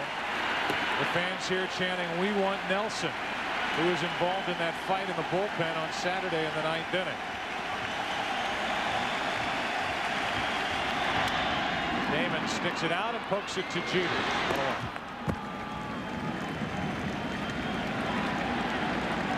Let's check in with Chris Myers. Fans chanting, we want Nelson, meaning Jeff Nelson, who was involved in that altercation in the 9th inning. We went out earlier in the right field bullpen area to get a sense of the mood, where the fans are very close, and I would call it controlled passion. They certainly are cheering Jeff Nelson, whose nickname is Nelly. They were calling him other names, of course. But it's worth pointing out, by the way, that there were no fan arrests inside Fenway on Saturday. That can't be said for players, at least at this point. Joe? Well, everybody waiting for tomorrow, with today being a holiday. No summonses issued yet, but people around here expect there to be. Todd Walker is drilled by Heredia.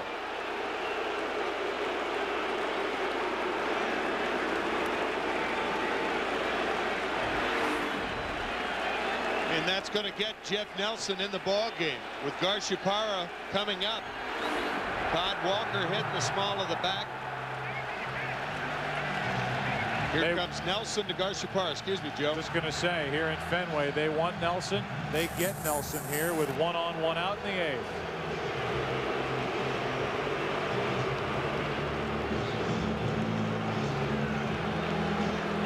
Light ship. Hood Dairy will donate $300 to children's hospitals throughout New England for every home run, double play, and strikeout made by the Red Sox in this ALCS at Fenway Park. Down below, this crowd gets riled up after Todd Walker is hit by a pitch. Damian Jackson comes in the game. He'll do the running at first and take over at second. And then with the introduction of Jeff Nelson, who was involved with Kareem Garcia in that fight in the bullpen here on Saturday night in the 9th inning. Nelson is into the action, a guy that the Yankees reacquired, traded Armando Benitez, who they had picked up from the Mets August 6th, to get Nelson back.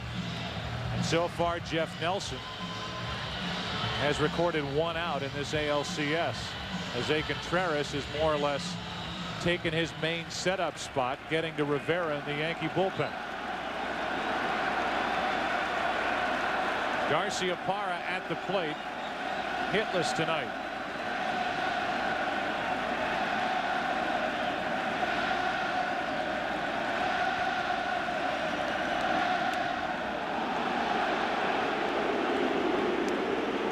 And now Grady Little, I mean, even before that pitch was caught, Grady Little was out of the dugout. He has seen Walker get hit, and he's going to say something about that pitch inside to Garciaparra. You know, I think he may be talking about making Jeff Nelson stop, because Nelson is almost in his motion to come home before he comes to a full stop. That's his style. Brett, as a teammate, you know that. I think you're right on with that. I don't think, you know, obviously in this position, when you talk about getting hit, Jeff's not trying to hit anybody. He's trying to get these guys out. So I think, Timmy, you hit it right on the head, because Jeff has that a very subtle stop, and they're discussing that. Well, you see where it is. It's so high. We're discussing that. That's what we think it is. Yeah, right, right. And it's interesting. I don't understand this, though. Yeah, it's interesting to see that if that point is brought up, why 3 umpires have to get together to go tell Nelson if that's the case. Good point. Tim McClellan came in, Joe West came in, and you've also got a veteran, Darrell Cousins, the home plate umpire. Well, if Nelson, if that is the case, if Nelson comes to a stop around the shoulders, he has to do it every time. Yeah, this is no delayed balk would ever be called, but maybe it's something other than that. Evidently it is. And Joe Torre is going to go out and see what's going on. Yeah. Now they're looking at his belt. Remember, the Yankees and Joe Torre hassled Timlin the other day, and maybe in gamesmanship and giving one back to the Yankees, they're checking the belt of Jeff Nelson. I don't think I've ever seen that check. But so forget the stopping. Yeah, they're looking to see if he's cheating. Right. Now they check the glove. Tim McClellan. We got some gamesmanships going on. I mean, literally before that ball was caught by Posada, Grady Little was just waiting for one pitch to be thrown, and he was going to come out and have the umpires check the equipment of Jeff Nelson. He was tipped off on something, or if it's just a little payback, or if he really believes that Nelson is doing something to the ball. Or playing. There's Grady coming out of the Boston dugout right there. But maybe he's playing on the emotion of what happened 2 days ago. First pitch way inside. Nelson, a very emotional pitcher. It was odd. What could have been in the belt? The belt buckle? Something to scuff the baseball? Yeah, or yeah. Some sort of foreign substance? Keep it inside your belt, you can't get to it. Check on Jackson 2 times in a row.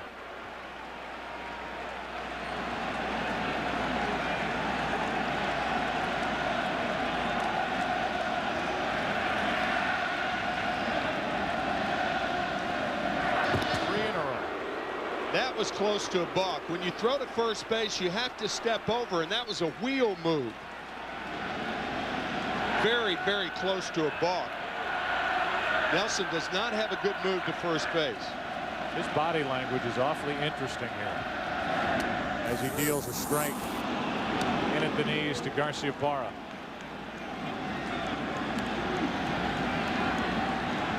Runner at first, Jackson. Garciaparra struggling at the plate. He has had success against Nelson in the past. 5 hits and 11 trips. Double play ball. Jeter to Soriano and on to first. So the frustration continues for Garciaparra. Nelson pumped up after getting out of this 8th, and now we go to the 9th. The Red Sox 3 defensive outs away from tying this series up 3-1. Through the bottom of the 8th inning by getting Garciaparra to bounce into a double play. So now here we are with Boston on top by 2 runs, trailing this series 2 games to 1, and they turn it over to the guy who has taken over as the closer, Scott Williamson. Williamson picked up from Cincinnati during the season. At one point was pitching so poorly there were questions as to whether he'd be even on the postseason roster. And now he has taken over a job once held by Byung-Hun Kim, who was also picked up during the season, picked up from the Diamondbacks.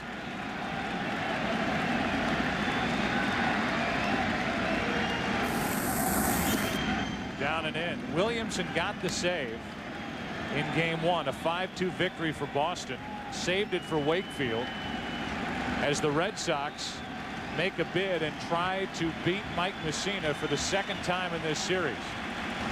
A guy they wanted and courted as a free agent before the Yankees signed him. 1-1 pitch. Just poured in over the inside corner, 1-2.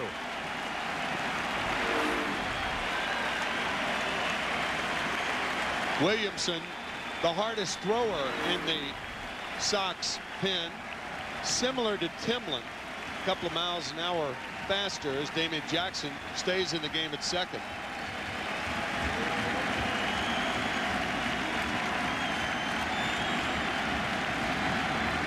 Nick Johnson on 1-2. The Red Sox 2 outs away from tying this series at 2.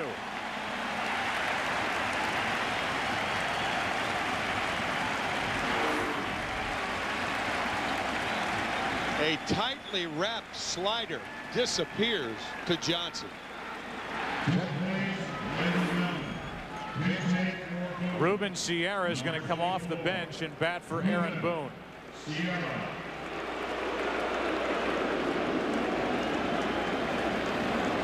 So Boone, who is hitless in this series, 0 for 9, 0 for 3 tonight, watches Sierra dig in. DeLucci on deck.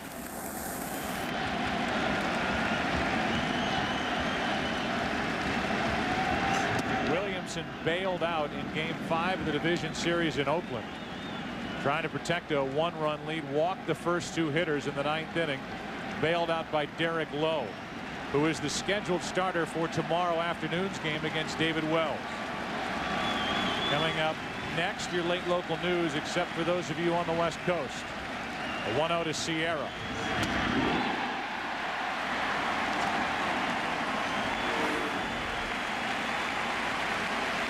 Tim, you've talked about it before. You would do Sierra a favor if you went away from the fastball if you are Scott Williamson. Yeah, Ruben Sierra's got that slider speed bat this late in his career. He's very effective with an 88-mile-an-hour fastball, but not this one normally. It's 1-2.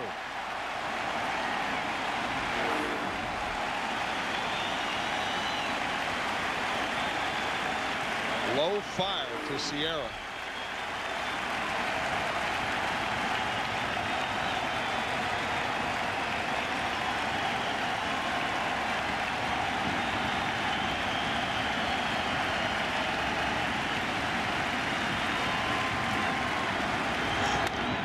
Into right field, well hit. Back is Nixon at the wall to wave goodbye. That makes it a 1-run game. It's 3-2 in the 9th. Ruben Sierra gets it out of the park to right. And it's 3-2 here in the 9th inning. Guess what? He caught up to it. A low fastball from Williamson. Actually right inside part of the plate. About belt high.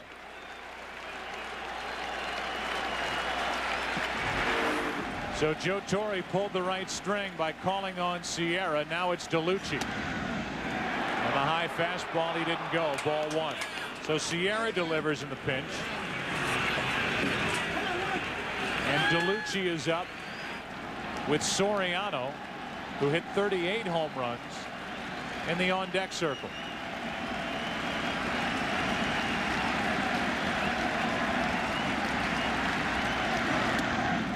One ball, one strike.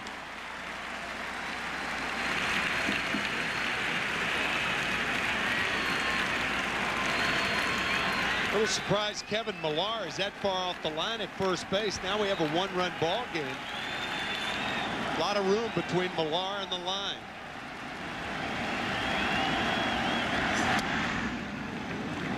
Two and one.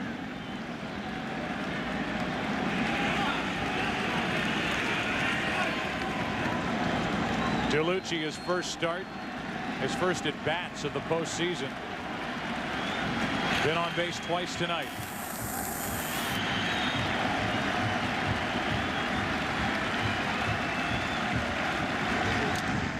Two and two.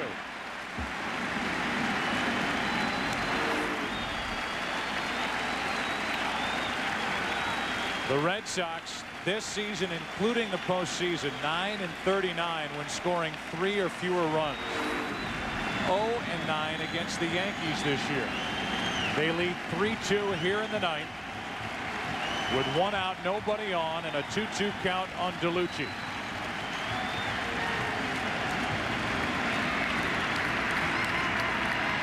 From Wakefield to Timlin. Now Williamson.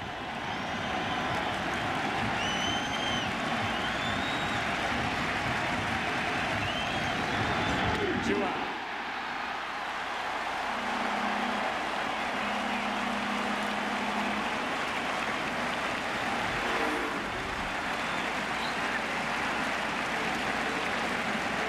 Who has 2 sliders for the 2 strikeouts, and the home run that Sierra hit was on the inside fastball. I think early in Williamson's career, he used the split instead of that slider, and I don't know whether it's hurt his elbow or whatever, but he's gone strictly with the slider. I didn't see a split out of him at all this year. Williamson, the rookie of the year back in '99 with Cincinnati. With 2 out, nobody on. Soriano, strike 1. His manager then was Jack McKeon, who's watching in Chicago prior to Game 6 tomorrow night here on Fox. The Marlins and the Cubs. Game 4 here, and the Red Sox trying to even the series. 1 strike away.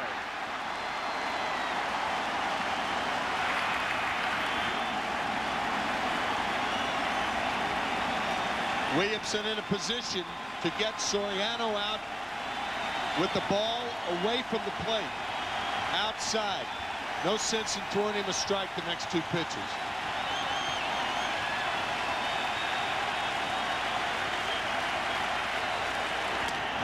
There's Veritek standing up, and it misses for ball 1 high. Mr. Clutch for the Yankees, Jeter on deck.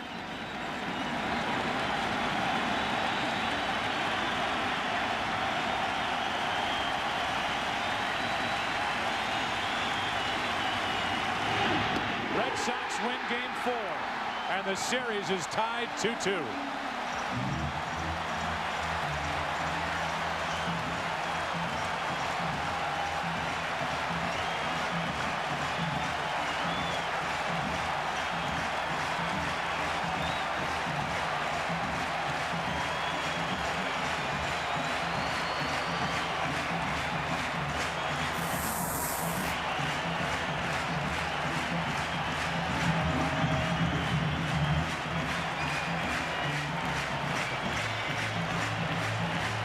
Tim Wakefield, the winner in Game 1.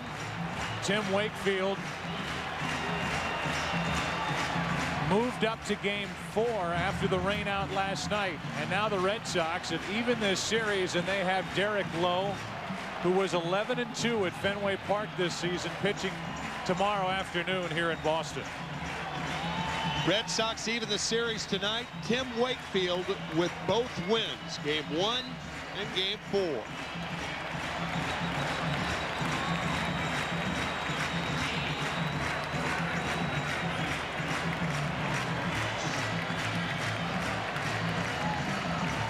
We will be back here tomorrow afternoon. A 4 o'clock start Eastern time here on Fox for Game 5. Let's check in with Chris Myers. All right, well, the fans are hollering. We're with Tim Wakefield, his second win here in 4 games. Congratulations, given the volatility of this series so far. How much did emotion play in this win tonight? It played a lot. You know, being rained out yesterday, I think it got everybody just to cool down and just play baseball. And, you know, my emotions got out of control there in the 8th inning. I apologize for that, but you didn't want to come out. No, what I knew I had one hitter. If anybody ever got on, I was going to be done. And, you know, my emotions took over, and I apologize for that. But that's why we play this game full of emotion. And this is a unbelievable crowd, and I'm just thankful that I can put this uniform on and go out there and compete every day. What went through your mind in the ninth when Sierra homered a minute, a 1-run game? Well, I had confidence in Scotty that he could get the job done. I mean, Mike Tim did a great job in coming and getting me out of that jam when I got Giambi on base, and then, you know, we had a 2-run cushion, so the home run didn't hurt us, and Scotty did a great job finishing it up. How about the pitching against this Yankee lineup? The last win, I think it was 2 strikeouts. You had 8 strikeouts tonight. What was the difference in the knuckler from your point of view? I felt like I was in the strike zone a little bit more, and I had a little bit more movement today than I did there. I had some movement there, but the bottom wasn't dropping out of it in New York, and it was today. And they talk about, you know, Red Sox history. Did the weather, obviously it was a benefit for you guys. Somebody looking over you? No, I mean, the weather doesn't really play a factor in me. It wasn't cold enough, but it was just perfect weather tonight. It was nice and cool. But the rain out to give you the chance to start here. Yeah, the rain out. I was going to start today no matter what, and I just wanted to give Berkey an opportunity to pitch in Game 6. All right, so now it's all even. A thought on tomorrow afternoon here? Yeah, let's go get him. Okay, thanks for your time. Thanks, all right, we appreciate it. Tim Wakefield joining us here. Let's go up to Joe Buck. Joe? Chris, thanks. Red Sox win at a final of 3-2. The coordinating producer of Major League Baseball on Fox and the producer of today's game is Michael Weissman, the director, Bill Webb. Steve Horn assisting us up here in the booth, the tape producer Aaron Stoikov, the associate director Kathy Hunt, the broadcast associates Eric Billigmeyer and David Duvall, the VP of Field Operations Jerry Steinberg, our technical producer Dave Hill, the studio show produced by Gary Lang, directed by Bob Levy, and the coordinating producer of the studio show is Scott Ackerson, senior producer of Fox Sports Bill Brown, and the executive producers Ed Gorn and David Hill. Final score 3-2 Boston. They've evened this series at 2 games apiece. 2 big home runs tonight. One by Walker, one by Nixon. The pitching good enough for Boston. And they win it 3-2. The series is even. There's tomorrow's starter, Derek Lowe, pumped up for Boston. He'll be on the mound against David Wells. For Tim McCarver, Brett Boone, and Chris Myers, I'm Joe Buck. So long from Fenway. Jeannie and Kevin Kennedy will be along after these words. Good night from Boston.